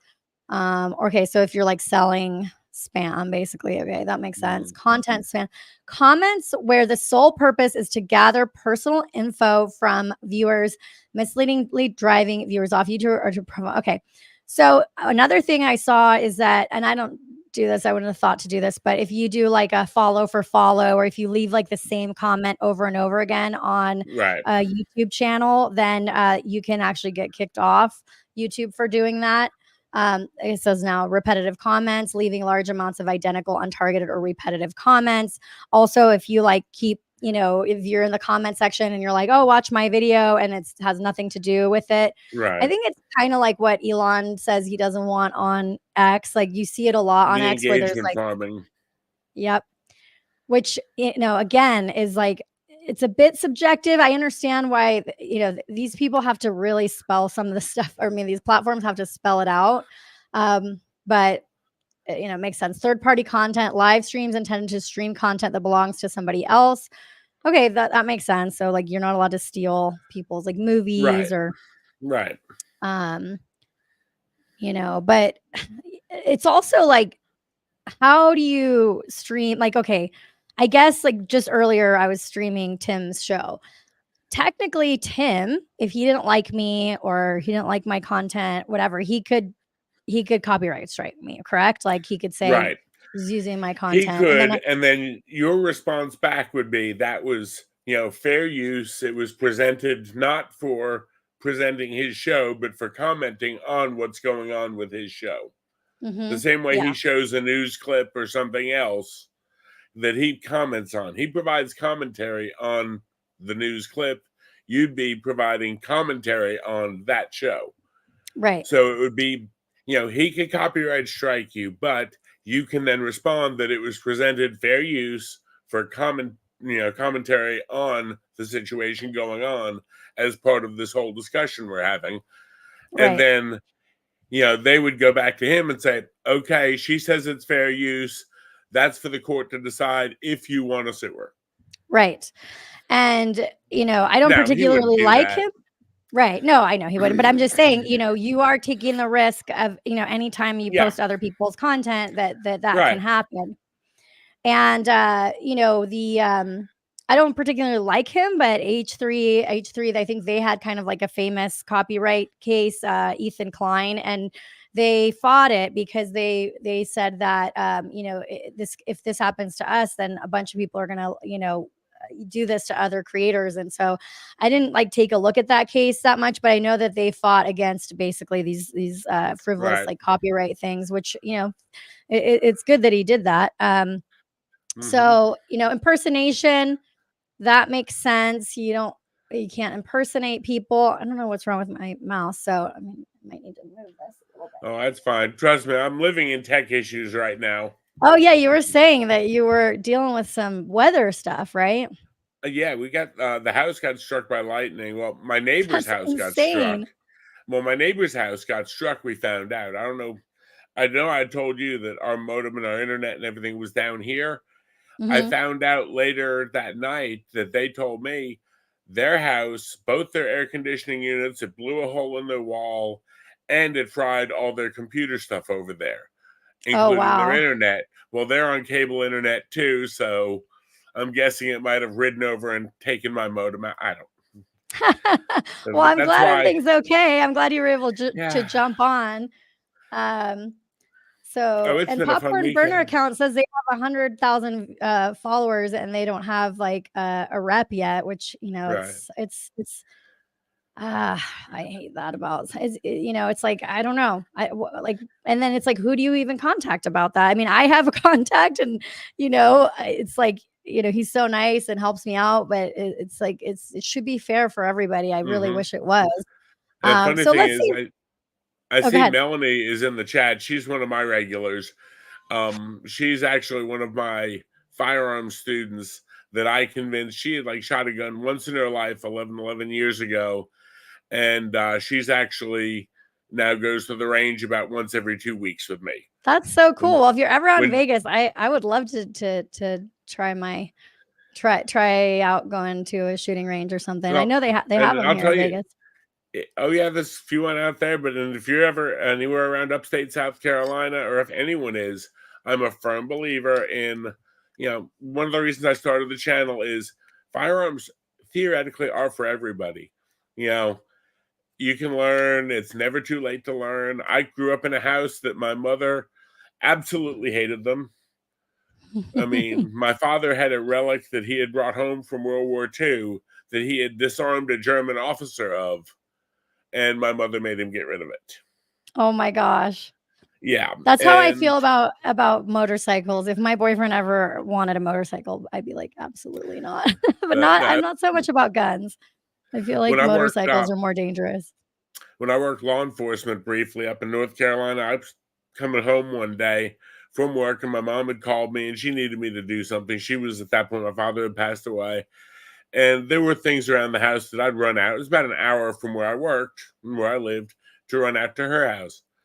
Well, I'd get off work sometimes after working a night shift, and if she needed something, rather than go home and try to get some rest, I'd just ride out there still in uniform. Well, if I'm going to be working on the car or trying to jump the battery on the car that was dead or something, I'll just ditch the uniform shirt and the vest, and I was in my T-shirt, but I still had like my duty rig on.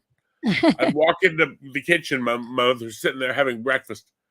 What is that, and why is it in my house, Michael? And I'm like, Mom, it's fine. Well, what if it goes off? It's not. It's sleeping. It's tired. We worked all night. But I finally got to the point, again, as a law enforcement officer, take it off and lock it in the trunk of my car. It's safer than dealing with her this morning. Now, everything else on my belt was fine, but Well, I'm glad that you joined the stream too, because I feel like anybody that handles guns often or is in the line of work that you've been in, you do have to really pay attention to the details. I'm very ADHD, and so sometimes, it's and a lot of probably creators are, is that if the rules, if it's not drilled into our head, we may not have been paying attention, and it's so easy to make a mistake because like, not all of us are, I guess, so meticulous about these things. But if your whole livelihood depends on this, we almost need to treat it like these rules, like we know the gun rules, right? Because if you don't, then your whole livelihood, like, I'm still thinking, like, what did I do? Yeah, like, what did I do on the Amazon thing that could have been something I did? They ever get that fixed for They're you? working on it. They're working on it. So yeah, we'll see. I'm not gonna trash them yet. Right. I still wonder if it's not just the brigade thing, because timing is weird. Yeah. It's possible, but like, again, I'm not gonna, again, I call out deceptive influencers. It would be easy for me to be like, oh, poor me, I'm a victim. But it's very well might have been something that I just totally missed, that I did by accident. Like, I don't know. But again, like, when they have so much content of yours, it's like, at the very least, can I get somebody on the phone? I mean, so anyway, but let's see what they say about nudity. Let's see. True or false? Nudity is never allowed on YouTube. What do you think? The answer is true. False. While sexually explicit content like pornography isn't allowed, we actually allow nudity when the primary purpose is educational, documentary, scientific, or artistic. I'm not touching that with a 10-foot pole. Minimal clothing meant only. That's what she said. Anyway. Yeah, I'm not. I'm not posting any nudity. Sorry, I'm not testing that. I mean, but that right there is when it's posted for educational content. Now, again, I'm a paramedic, card-carrying member of the facility. Yeah. How far do you go? I mean, now I would say, why did they say that? Why don't they just say no? It's not allowed. There was a channel on there, and I think it's been taken off, but there used to be one that a lot of people made fun of because they'd get gigged for, something, and then it was, there was this other channel that was perfectly fine on YouTube, and I'm not going to name on your channel the name of it, but it was literally very explicit to my thought. And I'm like, I'm watching this. I'm like, that if that's okay, and I can't sit here in the office demonstrating the parts of a phone. Okay. Yeah. Yeah, I know. Be age It's restricted. wild. Let's take a look at other examples. They have a A creator uploads a video about the greatest works of art in history, which contains nude artwork. In another video, a creator uploads a compilation of hacked photos and clips that contain nude celebrities. Do either of these videos violate our community guidelines? Yeah, obviously the celebrity one. Yes. Yeah. The second video violates the sex Oh. and nudity policy because the content and Like- purpose of the video is meant to be sexually gratifying. I mean, at least they have Of course, this. there are gray It's areas. like Right. and rules lots for more the to our dummies. policy around sex and nudity on YouTube. But this is it, the How gray much of it area. will you understand? For example, what if you just made a playlist of clips of celebrity wardrobe accidents? Could your channel get a strike? To learn the answer and more, go to the YouTube Help Center article on sex and Why? nudity. Click here or the link in the description. Just freaking tell Thanks for us, watching. YouTube. That's so Yeah, annoying. Why? Ugh, that really is Mhm. irritating. Like, okay, just tell us, like, what is allowed, what's not allowed. Okay. Clips extracted from okay, what are some examples not allowed? Okay, clips extracted from non film shows or other content. Okay, let's see. Groping, kissing. Okay. Well, I mean, luckily most of us aren't doing it, but even like Are you having content a that camera depicts sex. issue? Yeah, I didn't even notice. Thanks for my No camera. problem. It overheats, so I always have to use my FaceTime camera. It's so annoying. It's actually not that bad on this laptop, but it's still, I don't know why it overheats. That just started happening when I started going using this 4K card. But Okay. anyway, hopefully this works. Okay.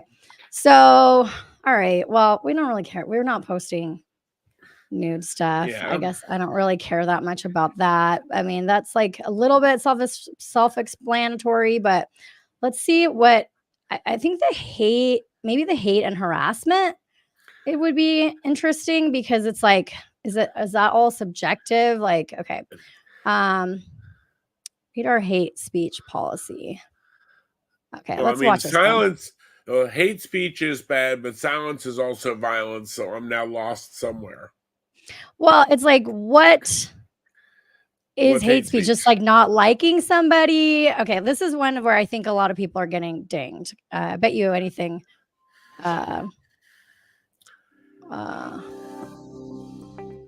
True or false? If you make a video that compares people to animals or bugs because of their race or nationality, that could result in a strike on your channel. The answer is true. Wait, what? If you make something that compares people to animals or bugs based on their race or ethnicity. Oh, Race. okay. Okay. Interesting. So That compares people to animals or bugs because of their race or nationality, that could result in a strike on your channel. The answer is true. Hate speech is not allowed on YouTube. We remove content promoting violence or hatred against members of protected groups, including but not limited to race, gender, sexual orientation. Sexual orientation. That's messing a lot of people up. Mhm. And then again, the colleges can't even figure out that with Title IX right now. The gender, sexual orientation, and yeah. Yeah, I mean, I guess they're saying like, but here's the thing: is it anything that you say about someone's orientation could be considered hate speech if they don't like it, or is it like in particular if like they're saying right here, if you compare them? I mean, obviously. I don't know why is it like that though, because that's not really, anybody can be offended by anything that you say. I don't know how I feel. No. Religious affiliation. We may allow content that includes hate speech, like news coverage of world events, if the primary purpose is educational, documentary, scientific, or artistic in nature. What's the purpose? Okay, that's very subjective. What's though. the primary purpose? Exactly. It's not an objective standard. This, when I taught at the Fire Academy part-time for years, and we always used to say performance-based objectives. Did they complete the task safely? Yes or no? This is, well, if your primary objective is that primary. Yeah. It's somebody she said it's whatever YouTube feels like. Kind of feels like that. I mean, Yes. okay, if And- you're a news thing, okay, like I've seen, I forget what it was, but there's certain people like the big, if it was Fox News or like CNN or whatever, they could post certain stuff, but if the creators were talking about it, their Right. stuff would get taken down. Well, it's like Megan Fox has been dealing with some of this stuff Oh, because really? she deals with cases that deal with SA. And there's times that she's dealing with something like that. I have another friend of mine who teaches firearms. She teaches primarily to females in the aftermath of DV. And it's like, where do you go? The How do you gender talk about stuff that? is really dangerous. I feel like I'm kind of Mhm. glad that that's not my realm because it does seem a lot of people like I remember like Candace Owens had she got like reprimanded. She was on timeout for a bit. I think even Ben Shapiro has been.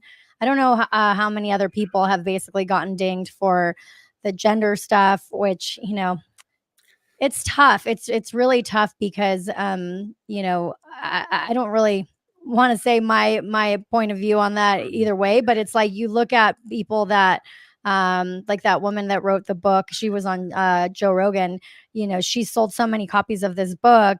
She's like a therapist and New York Abigail Times, Schreier. and New York Times won't list her on there, and these people get suppressed, and Target pulled all of her books out of the stores, and here she is. This is a scientific book. It's probably up in here somewhere. But anyway, but it's and there are counterclaims to her thing, but why can't a therapist come out and say this is what my studies show? It's just like the other side. I doubt the other side, if they wrote a book about what their studies show opposing her, they're not going to get taken down. So it's really that part is really sad. But hopefully that just creates the Streisand effect, and then people want to go buy it, because they're like, why aren't we allowed to read But this? this is not a free pass to promote hate speech, and it's important that the purpose of the video is not to directly encourage violence or promote hatred against individuals or groups. Let's take a look at a few. Okay, so maybe that's why I had like the bullying thing, because it's like, I don't like Taylor Lorenz, but actually it was really funny because I had posted a video about like Taylor Swift's new song. She kind of shades Kim Kardashian, and she basically says like the song is about, she doesn't like her or whatever. And one of my family members is like very much a Bible thumper, and I love it. I love him to death. He was like, the Bible teaches us not to hate. And I'm like, you're right. I forgive Taylor Lorenz. I do forgive her. I don't want to throw hate her way. But sometimes you have to talk about people that are doing bad things in order for them to stop. Otherwise, it never gets exposed. But I guess, somebody could say, oh, I feel like this is promoting hatred to me. Oh, if I got doxxed, it must be because of Ari's video. Now, of course, I didn't dox her or anything, but you know what I'm saying? Anybody could say you're directing hate towards them. So this is very subjective. It's that's like what? Like me when I'm doing an after action or a follow up, because we do a lot of deep dives into these active shooter events. And I mean, I teach tactical emergency medicine, so we sit there, and I've written response plans for this. So we're doing a deep dive into this. Now, I have to sort of tread water, and I don't want to show anything graphic, but on the other side of the coin, it's I have policies unless 9 times out of 10 I won't name the individual involved. Right. I will break that rule only if they are still at large and being hunted down. If they're still looking for them and they know who the suspect is, like when they had the one up in Maine at the bowling alley, and it was like a day into it and they were still doing ground searches, I'm like, I don't normally name him, but here's the name, here's the picture, because but could that be declared? Right. Yeah, this is, so basically don't be too mean to anybody on YouTube. Right. A creator uploads a video using slurs to describe members of a religious slurs, group, I don't like and slurs. goes on to say the world would be better off without these people. In another video, Okay, that's crossing a lot of interviews lines. with people from But when the gender stuff, a lot of people, well, obviously not like saying the world would be better off like with them not alive. I think that's wrong. But like some people really, so yeah, the gender stuff I'm not touching with the 10-foot pole because it just very much And I seems said like that's been one of my really rough ones recently because we keep on having them, unfortunately. And they come into my world. I didn't go looking for them, I promise. Yeah. Right. I see what But you're I mean, saying. Nashville and Montgomery, Maryland, and Yep. I feel From it. 2 different I religious hear groups, you. during which the interviewees use derogatory words. Do either of these videos violate our community guidelines? Yes. The first video violates our hate content policy. YouTube does not allow use of slurs with the intent to attack, dehumanize, or degrade members of protected groups. But what about a documentary that shows people promote? Here's the thing though, like what if someone feels like a joke is dehumanizing? That Right. is slippery slope. Very much so. Very much so. Is it just you have to be positive about everybody? Well, and again, the thought process, and at least what I'm doing right now is a lot of what Nick Ricada does.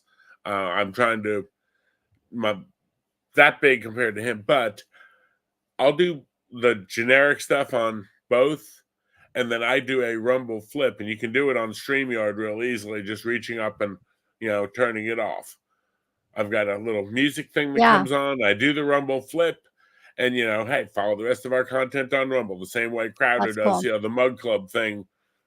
Right. I do because it's like, okay, if I'm gonna have to go into some of this stuff, because I'm sorry, it is what it is.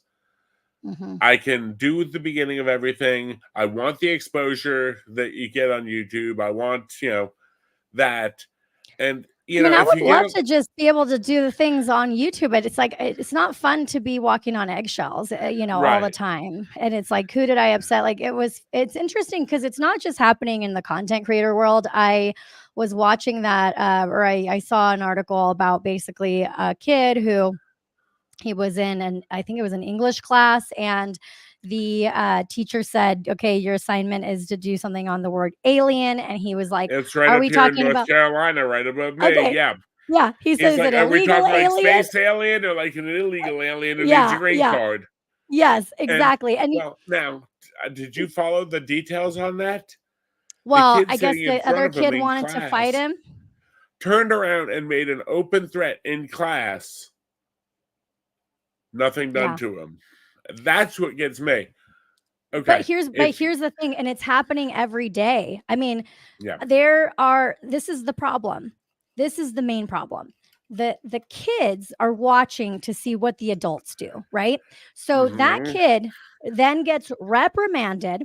And then the other kid, like I think he was the Mexican kid, gets pulled into the office, and then the administrator is giving the kid the opportunity. Were you offended? I mean, how do you feel? And then they coddle those people, right? And so then the kid that might be the actual bully, he goes, ah ha ha, I know how I'm gonna really stick it to that other bully. How many bullies are there in school? It's not illegal to be a bully. It's not nice, but also like you shouldn't be getting bad things in your college applications because you bullied somebody and they hurt their feelings. I mean, I came to this country from Mexico when I was 2 years old. That alien joke has been around since I was a kid. And guess what? I am just fine. People called me an illegal alien. It's just a funny thing because it's called an alien and kids are, it's a bad joke, but who cares?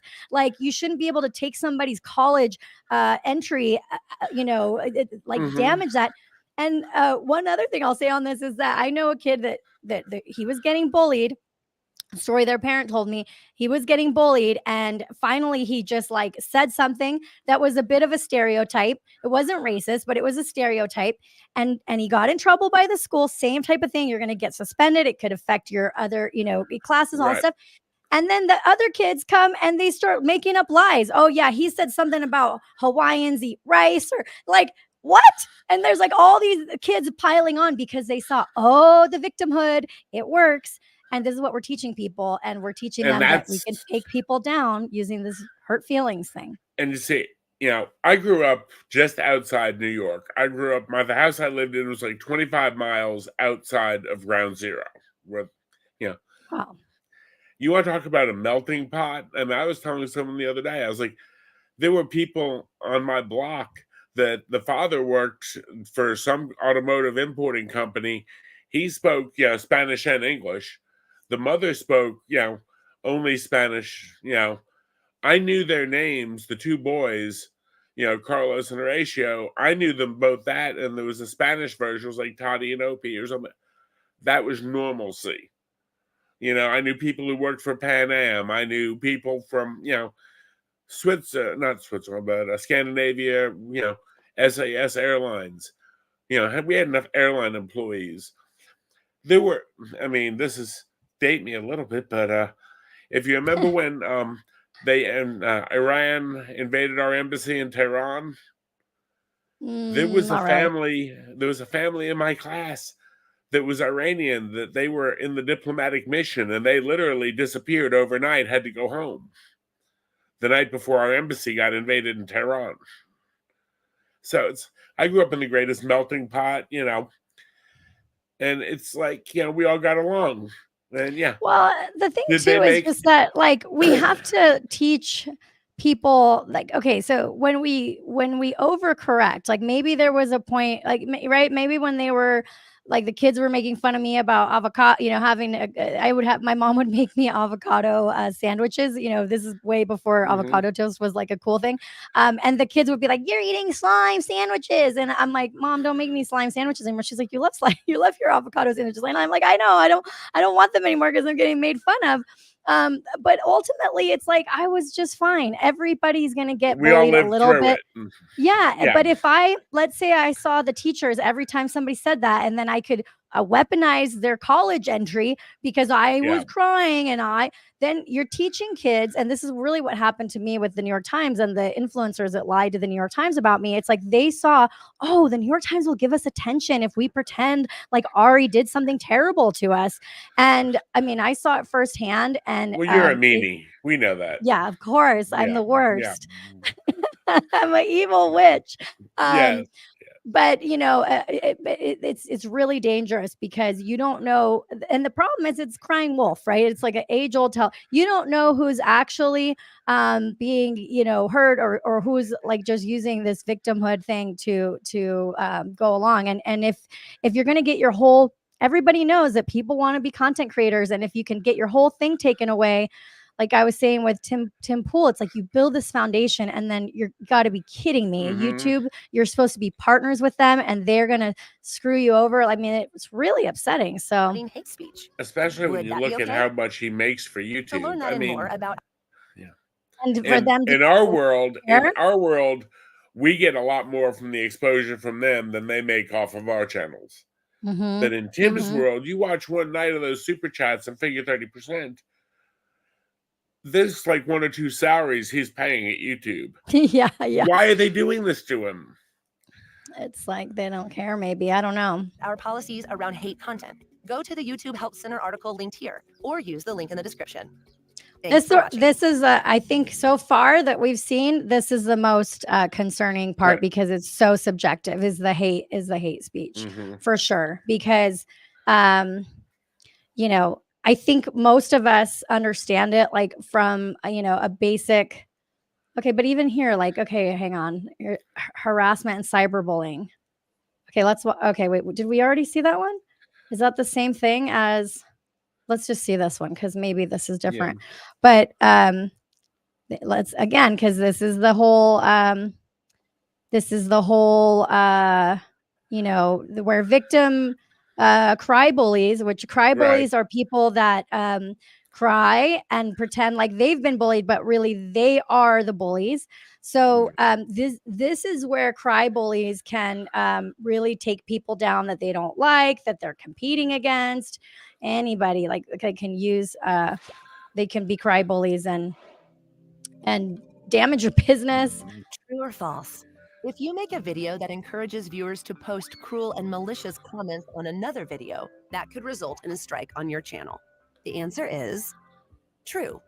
Okay, so that's like saying making a video calling for someone to brigade someone else. Okay, that makes sense. I understand that. Content or behavior intended to harass, threaten, or bully others is not allowed on YouTube. How do they know your intent? How Well, they can literally just said intended to bully Intended. others. Yeah. How do they know your intent? Do you know how hard it is to prove intent? If you go to court and like sue someone for defamation and you have to prove malice, Yeah. it's so difficult because it's so hard to prove intent. You have to get Right. into their brains. Right. I And wonder if that had sometimes, something to and do with. sometimes, hypothetically, if you're trying to get into their brains and it's just a little small p, that's easier to drop the suit. Oh, Yeah, that is very Is subjective. maliciously recording someone without their consent or revealing someone's private personal information. Okay, so while it's legal to I guess who would have problems there, like James O'Keefe and stuff, like his content is allowed on YouTube, isn't it? Or no? yes, I believe so. I think it depends on if you're in a public space or not. Okay, interesting. You know, now Interesting. you can't dox and post details. That's what No. this next one is. Let's take a look at some examples. Creator A is angry after a heated exchange with Creator B and decides to share Creator B's personal home address and private phone number in a video that encourages viewers to send nasty messages to Creator B. In another video, a creator wants fans to communicate with them directly via social media, so they share their social media handles and email address on their channel. Do either of these videos violate our community guidelines? The first one does, and his hat's The ugly. first video Yeah. violates our harassment policy. Oh wait, Don't I've use only YouTube to maliciously share personal information about another individual. But how about photo editing someone's face into an embarrassing image? What about uploading videos of prank calls to emergency services? Are those violations too? To learn those answers and more about our harassment policy, YouTube, just give it to us all in one place. Why do this? This is actually so annoying. I'm so sorry, YouTube, but like, I'm not bullying you, but this is like, why are you doing that? Why don't you just tell us the whole story? It's like, are you kidding me? I mean, oh my gosh. Okay, so that is also concerning because it's like, you can't control what your followers do. Like, you know, even Right. my stuff, like being critical of Nala Ray, now I'm worried. Like, it's like, Well, you and the know, thing is, as long as you're not calling for it, okay. you know, and that's the biggest thing. Because, I mean, I know that I've got a video that I'm in the works on right now. It's going to probably be coming out in a week or so. That it's not, I'm going to be critical of someone, but I'm not going to call for anyone to do anything. Of course. I'm not saying, hey, here's his Twitter handle. Go out there and tell him what I think of him, you know. Yeah. Yeah. But I am going to call him out for, you know. So repeatedly showing pictures of someone and then making statement, look at this creature's teeth. They're so disgusting. Well, There you go. That's very mild. I mean, think about it. Repeatedly showing someone and then making statements like, look at this poor creature's teeth. They're so disgusting. I mean, it's just being mean. Right. And I like, so wow. Wow. Targeting an individual based on their membership in a protected group. Let's see what a protected group means. Oh, okay. So anything. Yeah. Veteran Age, status, caste, victim of a major violent event in their kin. That's the Alex Jones rule. But the thing is, immigration status. Though you can't call me an illegal alien. Seriously though, that will get you kicked off here. What if I allow people to call me an alien, even though because I'm not illegal? Yeah, that's wild. No comment. I'm just kidding.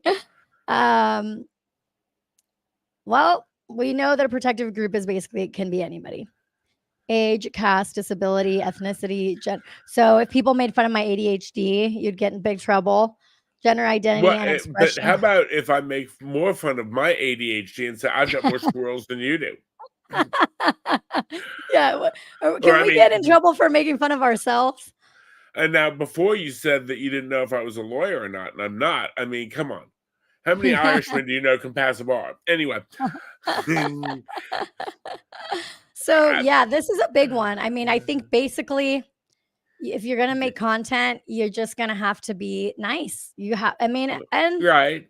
And, I would not, you know, make, I would never use any of that as a, no. issue.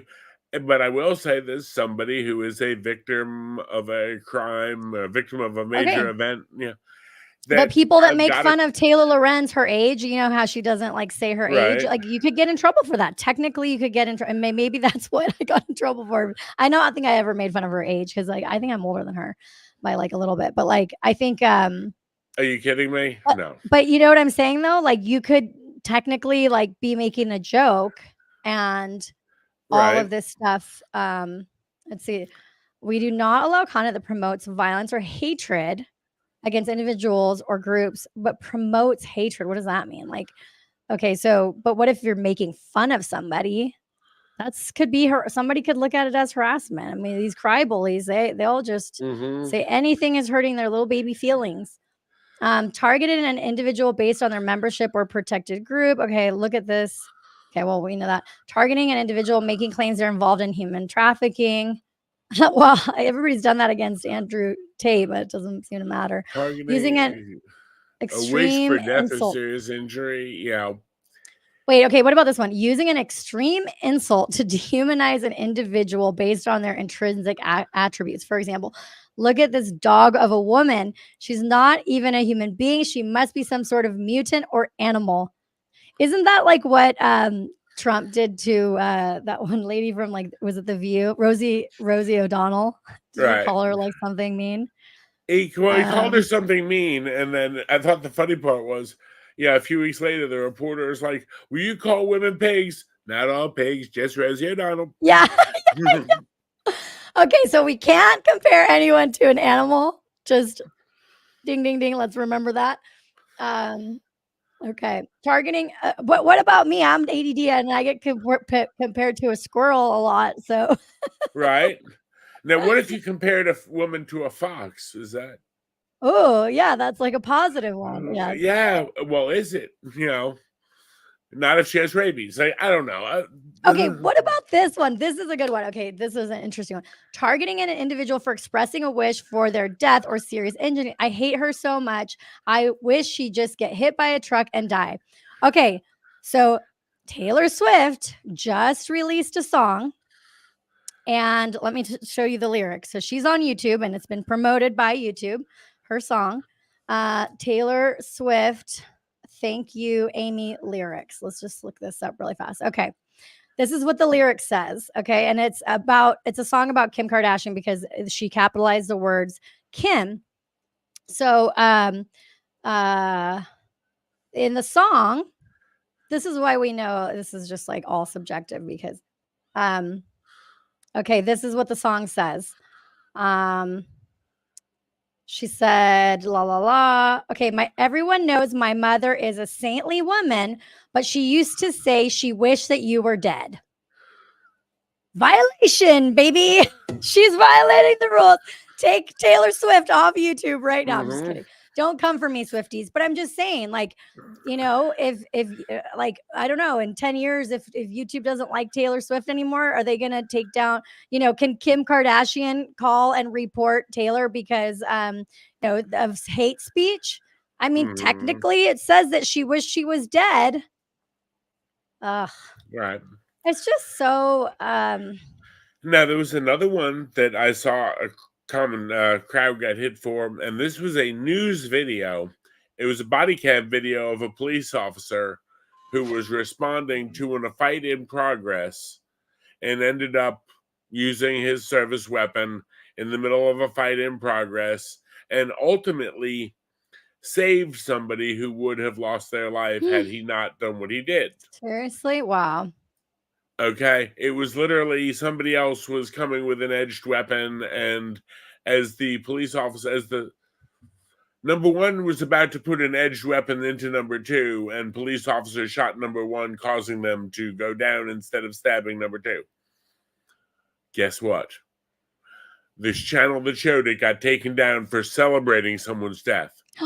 They were celebrating that God. they were celebrating that the innocent person lived. I mean, That's wild. and that's why, again, if Um, I'm doing live videos of that stuff, it goes, yeah. I get Depicting the an alert. identifiable individual being hurt or seriously injured. Okay, well, that makes sense. I don't want to do any content like that. But, threatening someone's physical safety. This includes explicit threats. When I see you on Saturday. Okay, well, that makes sense. Right. This includes implying violence. You better watch out. I'm coming. Well, what? Right. This includes, you better watch out. I'm coming for you. While brandishing a weapon. Okay. I missed that part. Thank you. Yeah. I'm like, Yeah. really? Like, I feel like people say stuff like that all the time. Posting an individual's non-public, personally identifiable information. Well, Taylor did that to me in the New York Times, and she didn't get in trouble.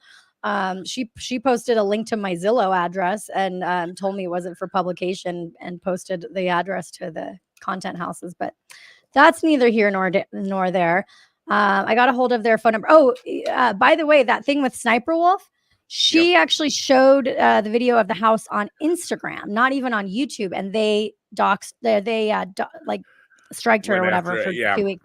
So it can be on any other platform. So I want to know, why is Taylor Lorenz still out on YouTube when she doxed me and Shia? Like, she shouldn't be allowed then. Where's her 2-week suspension? Rating or directing malicious use through in-game voice chat or during a stream. That's like streamers say mean stuff or something. Directing to users to leave abusive content. Okay, linking to off-platform sites that host or feature non-consensual. Okay, that makes sense. Requesting that other users get in touch to share non-consensual. Okay, that's like come to my Discord or something and share bad things. Yeah. Swatting. Okay. Stalking or attempting blackmailing. Yeah.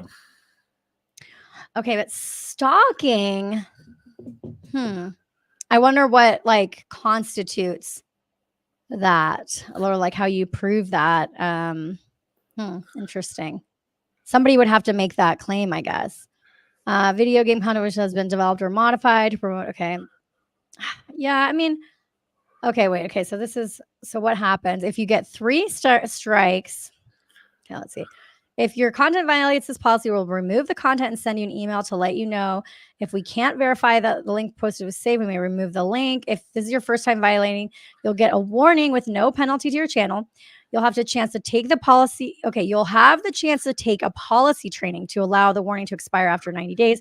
However, the same policy is violated within that 90-day window. The warning will not expire and your channel will be given a strike. If you violate a different policy after completing the training, you will get another warning. If you get 3 strikes within 90 days, your channel will be terminated. And they say 90 days on there, but I thought it was longer than that. I may be wrong. Okay, interesting. Well, this is different than like demonetization also too. This is right. Just about this is just existing.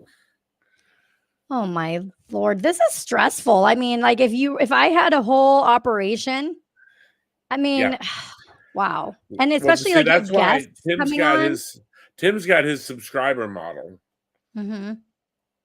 Yeah. So I think it's great that you get to go up there and see the new compound.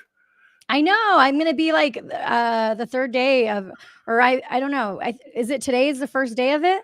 Yeah, today's the first day of it. Yeah, that'll be cool. Okay, this is the misinformation. I'll just do this one and then okay, what these policies mean for you if you're posting content. Don't post content on YouTube if it fits any of the descriptions below. Suppression of census participation. Content aimed to mislead census participants about the time, place, means, or eligibility requirement. What does this mean? Of the census, or false claims that could materially discourage? What does that mean? I don't even know what that means. Trying to post things to discourage people from participating and getting counted in the census. Like if you posted a video stating that the census people are coming around, but they're also trying to come up with a list of where people live to deport them. So now you're discouraging people from registering for the census. Yeah. Somebody said Sniper Wolf should be demonetized. Burner Popcorn said Sniper Wolf should be demonetized for freebooting most of her content anyways. Well, it's just, again, like you can't say that some live streamers are okay with their reactions or better. That's too, in my opinion, that's too subjective. You either allow people to be, what is it called? Or you find a way for them to be able to, like, always credit back the person, like how, if you make an Instagram reel or a TikTok reel, you can credit the original person. Either you find a way to do that or you don't allow it at all. You can't just say like, oh, this person didn't react enough. It's just, to me, that's not, it's just not fair, right? You have to say, is it allowed or not allowed? Manipulated content that has been technically manipulated or doctored in a way that misleads users. So this is like the AI thing, because now you can mark if your content has AI in it. Right. Now, even without AI, if something was taken out of context, for example, I clipped your video with you saying something, and I said, do you like puppies? And meanwhile, the response was, oh, I see. Oh, yeah. Oh, I'd love to throw them over a fence. But meanwhile, you're talking about snowballs, Oh, yeah. Okay, that makes sense. See, I knew you would know some of these rules better than I did. I mean, I'm just seeing some of the stuff. Misattributed content that may pose serious risk of egregious harm by falsely claiming that old footage from a past event is from a current event. Okay, well, X has a serious issue with that. Right. But the thing is, it's kind of hard to really police it. You need to be skeptical of everything. Just because you see something, this is the riot that's occurring right now, and well, maybe it occurred 3 years ago in another country. You can't tell. So educational, documentary, scientific, or artistic, we may allow the content that violates the misinformation policies noticed on this page if that content includes additional context in the video, audio, title, or description. This is not a pass to promote misinformation. We may make exceptions if the purpose of the content is to condemn, dispute, or satirize misinformation that violates our policies.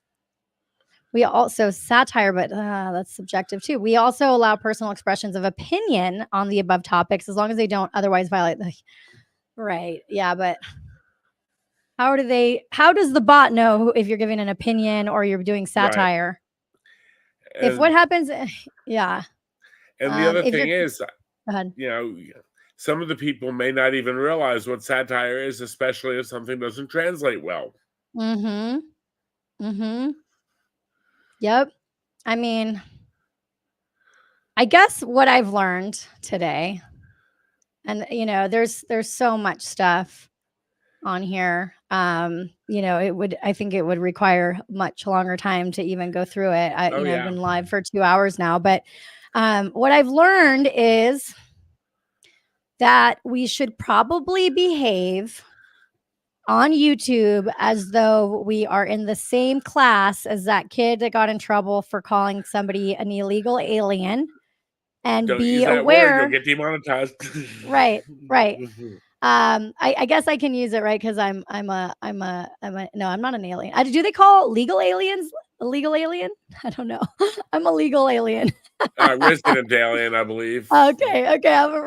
I'm a citizen now. Actually, I think once you become a citizen, then you're no longer an alien. But anyway, I guess we just have to really pretend like we are being monitored by the high school, Karen hall monitor, because that hall monitor will tattletale on us if we even so slightly break the rules, which it's good to know, because like I said, I never knew making fun of Taylor Lorenz could possibly get me into trouble. But like if she, and I'm sure I know she has contacts. I mean, they even exposed it in the Twitter files that Taylor Lorenz had direct access to Twitter to be able to take things down or get accounts back up or down or whatever. And so allegedly that's what they found out. And so, I wouldn't be surprised if the higher up, the more important you are, if you can pull strings behind the scenes to get people taken down.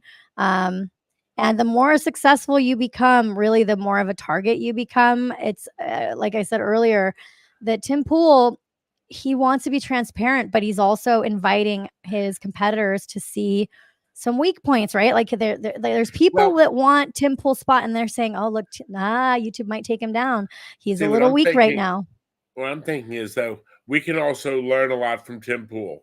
One thing he learned way back out is because he's got the Timcast memberships. He's got the private after show where anything goes. From that standpoint, he's built a little bit of security into there. Because, okay, if YouTube does take him down, he's still got his show, the Rumble stuff, whatever else. You've got to build more of the streams of income. That's the one thing. I think that, like, you're absolutely right. I think what I worry about is the smaller creator that's like, doing this after they get home from work, taking time away from their family, their kids, because they want to put in the time and effort. And then nobody really caring if a channel gets taken down. Maybe they have a few tiny voices. And that's really who I always try to think about is the little guy, the people that got mad at me talking about Nala Ray. I said, has anybody interviewed her parents? Like, are we sure that they were mean to her, that they weren't just strict parents? It's like, why? I always think there's someone on the other side. Like, I might be wrong, but everybody, the other side of the story is worth telling. And sometimes these smaller creators, if they get a bad deal from, like they don't have a platform to speak out about some of this stuff, or they're being suppressed because they're not, maybe they are somebody that more powerful people, more wealthy companies or whatever, they'd rather just take them out. Those people don't have a voice very often. And so it's just, I hope that at the very least, we can, make content so that people understand the rules. But I guess what we got out of this is you got to basically kiss the ring to YouTube if you want to be on YouTube. Right. And you've got to just be careful because, again, a lot of things are very subjective. And that's, we never got to the firearm side, but that was a lot of what I was reading. And I was like, okay. And it was right in a year ago. Yeah. Do you want to kind of just give like an overview of what you had to be like super careful about on the firearms, or like what you learned? Just even handling a live firearm on stream? No. Basically, I could tape a firearm. I could tape using it, but it had to be at a range or somewhere appropriate. One of the things was that this had been fine for years, and then they got them last year, was changing the configuration of a firearm, say putting a suppressor on or taking it off, changing out a magazine, changing out a scope. Now, the thing is, honestly, putting a suppressor on, taking legal item A and legal item B and putting them together, it's like, I work on AR-15s like they're an IKEA project. They're fun. And to show people how to work on their stuff, teach people, how to do it. It's like the people ruin it for everybody. And that's so sad because, the people that are using this stuff for the bad things, they ruin it for people like you. They're just like an enthusiast, collector, or somebody that wants to teach people how to use these things. Yeah. I want to take, the mystery out of it. Cause I know, again, I don't know how, say, you grew up. I'm just going to pick on you because you're convenient. It's like Minnie, who was in the chat before, or Mel, who's in the chat before. She had, fired a gun one time 11 years ago. She works downtown in an office and frequently works late at night. Her husband did IT work for us, and I knew him, long before they ever got together. Well, we were all out to dinner one night at a big sushi fest where we had a big plate of sushi in front of all of us. And I said, I'm not worried about you. I'm worried about her, late at night, parking garage, etc. With the way things are going in the world, we need to get her. We need to get her to the range so she can learn how to do safely and everything else. And we debated back and forth, and she sort of blew it off. And I called him a couple of weeks later. I said, "When are we going to the range? Come on." And the first time out, she said, "Can I bring my mommy?" And she is the living personification of Minnie Mouse. Oh, okay. I love that. They at one point were running like a Disney travel agency out of the house. He's the IT geek. She's the secretary. It's cute. They've got a bunch of little doggies running around and stuff. but I like got her out there, and her mom had a rifle she had inherited. But I wanted to, neither one of them had gone out to the range. They both not only have gone out to the range several times with me, I've taken them out, the two of them, or taken them out one-on-one. They both own handguns. They're both in the process of getting approved for their concealed carry permits, and not Yeah. only just buying a gun and getting a permit, and we're constitutional carry here in South Carolina anyway, but they said, well, even though we can do that, we want to go through the class with you and learn the laws and be responsible. And I just got yelled at. I'm in trouble. Okay. I saw that. That's funny. Paralegal. I believe at the time you were still a secretary. Hate speech. We're going to be taken off the platform. That's You okay. offended somebody. It's okay. I know exactly how to respond to it. That is okay. You are still most favorite mouse. There you go. But That's funny. go ahead. You report Ari. No more range time for you. Oh wait, that's threats, isn't it? Anyway, but no, it's like we have Wednesday. One of our local ranges here, a couple of them have ladies' night on Wednesdays, and so she can go free with any member. And so I'll bring up the come on, let's go. They've learned, her and her mom tried things out of my collection. They found one they liked and went and bought it, and I helped them find it where it was on sale. Now, I feel better if someone, hate to say it, if someone breaks into her house tonight, they've got another thing coming. Mm-hmm. Yeah. I want, people to be safe, to learn. And that's what your content's about, right? Right. That's a lot of it. And again, when I go over stuff, it's not to do gratuitous violence. It's to explain, look, there's some stuff out there, and we need to be honest with each other as adults of what's out there and what's going on in the world. And hey, look, here's where a 14-year-old, shot his 23-year-old sister on Christmas Eve. This is a societal problem. We need to address this. If a 14-year-old, I remember go ahead.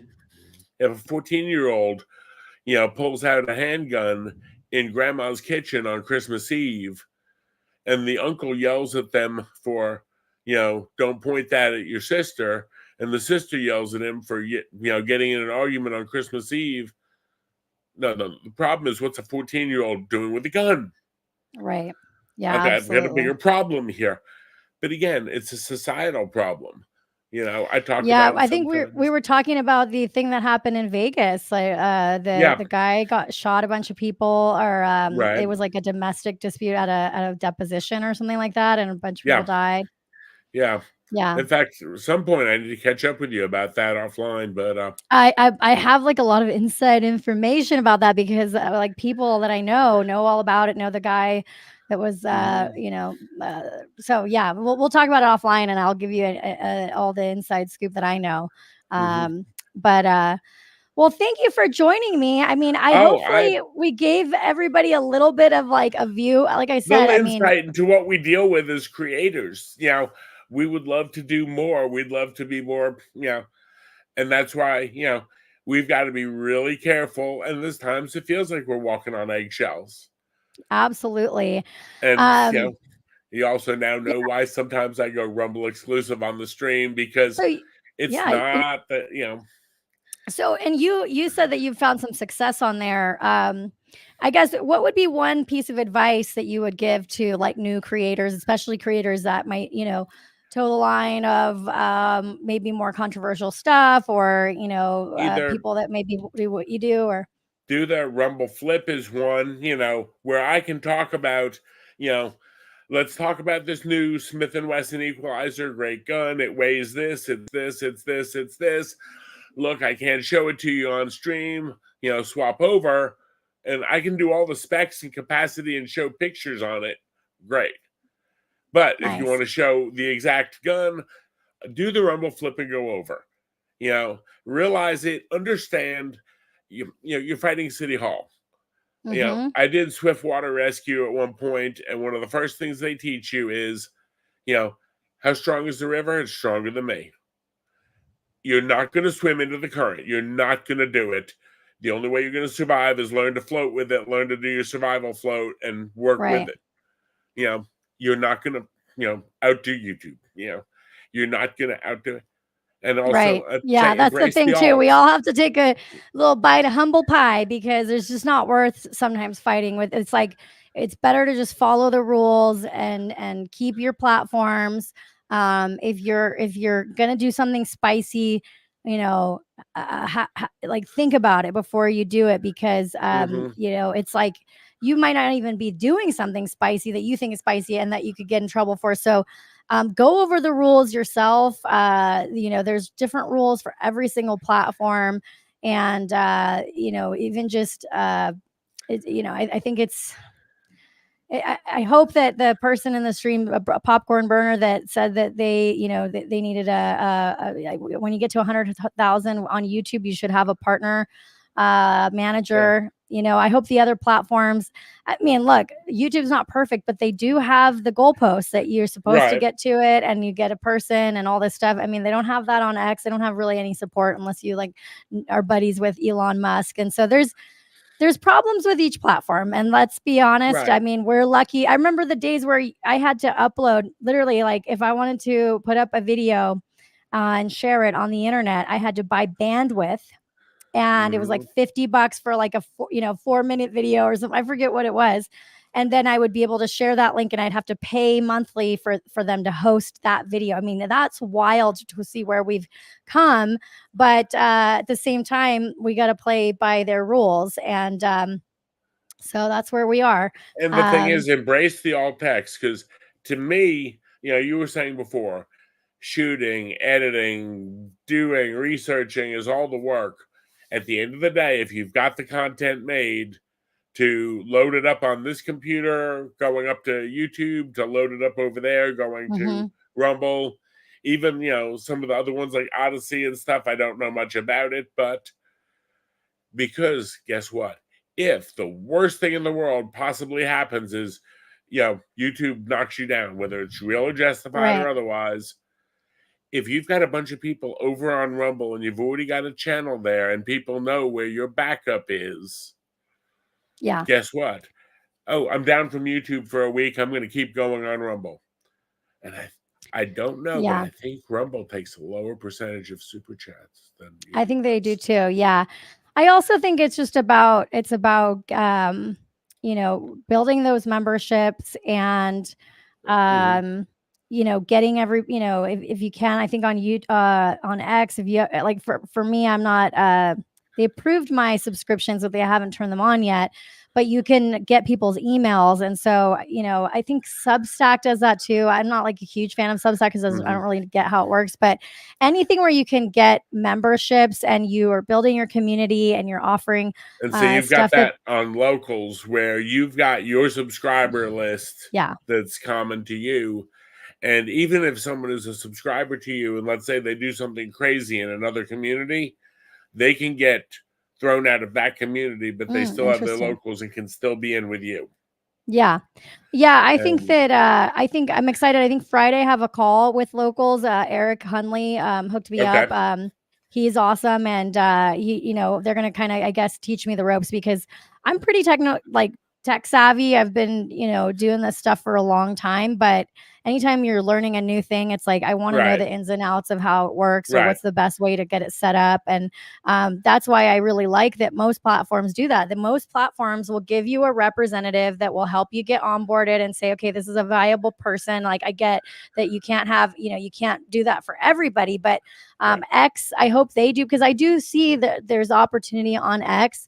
Anything where there's like supply and demand, like if there's less creators and a lot of viewers, that's a good place to be. I saw that happen with TikTok when I was representing TikTokers. It was like there was a lot of people on TikTok, very few people creating on TikTok. So if you became a TikTok creator, you got a big opportunity. So and even like I've heard that, like if you upload your Reels and Instagram or TikToks to like Facebook has a big audience of all so you got to tap into everything. Now it's hard as a creator to focus on too many things. Like it's just as anybody, as a person, like you have to find the thing that you're focused on and you're figuring it out. If your mind share is all over the place, it's hard to be successful at anything.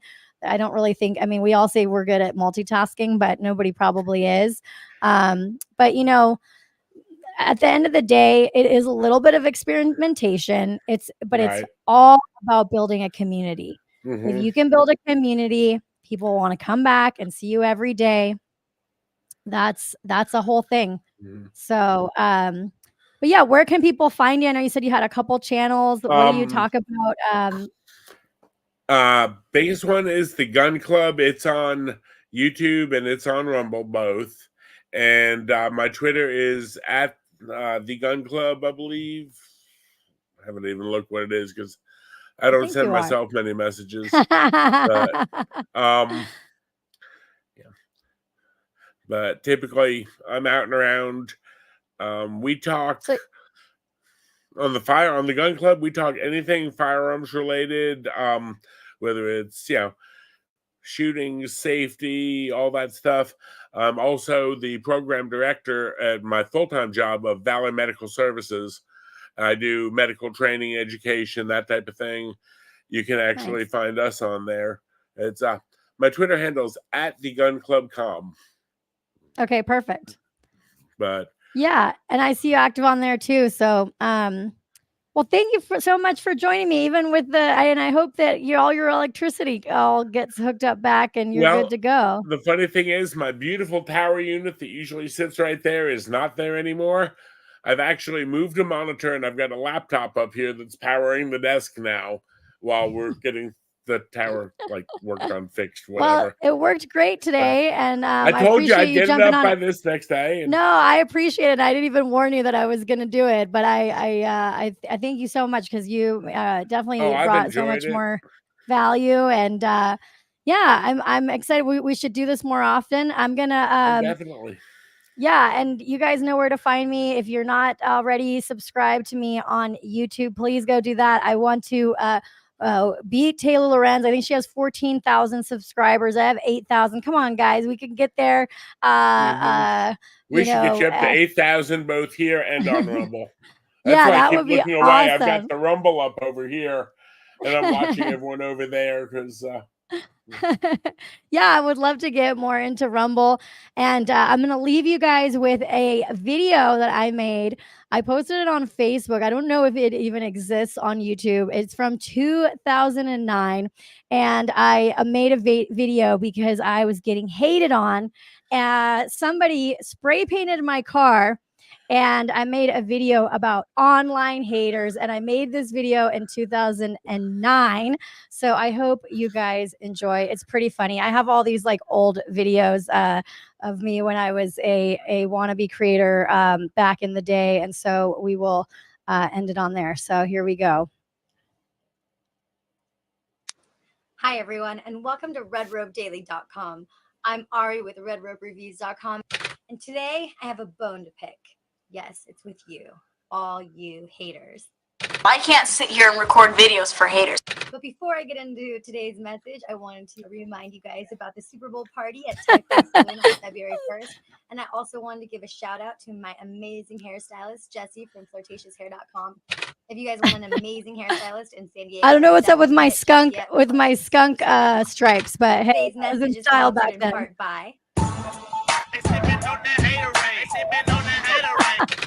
Okay, so you're probably wondering, why is Ari talking about haters? She doesn't have any haters. Well, apparently I do. I swear, I didn't do anything. I woke up this morning only to see a big, fat, white spray paint line all the way across the side of my black TT convertible. Now, this could have been one of two things. It could have been a completely drunk person in PB who didn't know whose car it was, or you could have seen my red rope license plate making it premeditated haterade. All right, well, first I want to teach you guys how to get spray paint off a car, just in case you ever need it. The stones and flowers on the ground, we are lost and found, but love is gonna save us. $7.85 later, and thanks to some help from my friend Vanessa and a little bit of elbow grease, the car was good as new. So whether your haters are hating on your video blog, Diddy blog, bitches, Diddy blog. or you got MySpace haters, Girl, use a MySpace stalker. Trying to steal your man password, you know that ain't right. Why you trying to get some play on MySpace? Your picture look fake, girl, that can't be your face. the moral of the story is,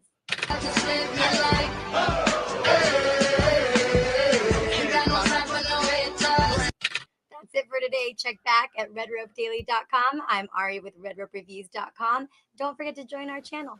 See you guys next time. Oh yeah, and one more thing. Say this, I'm not gonna be a hater.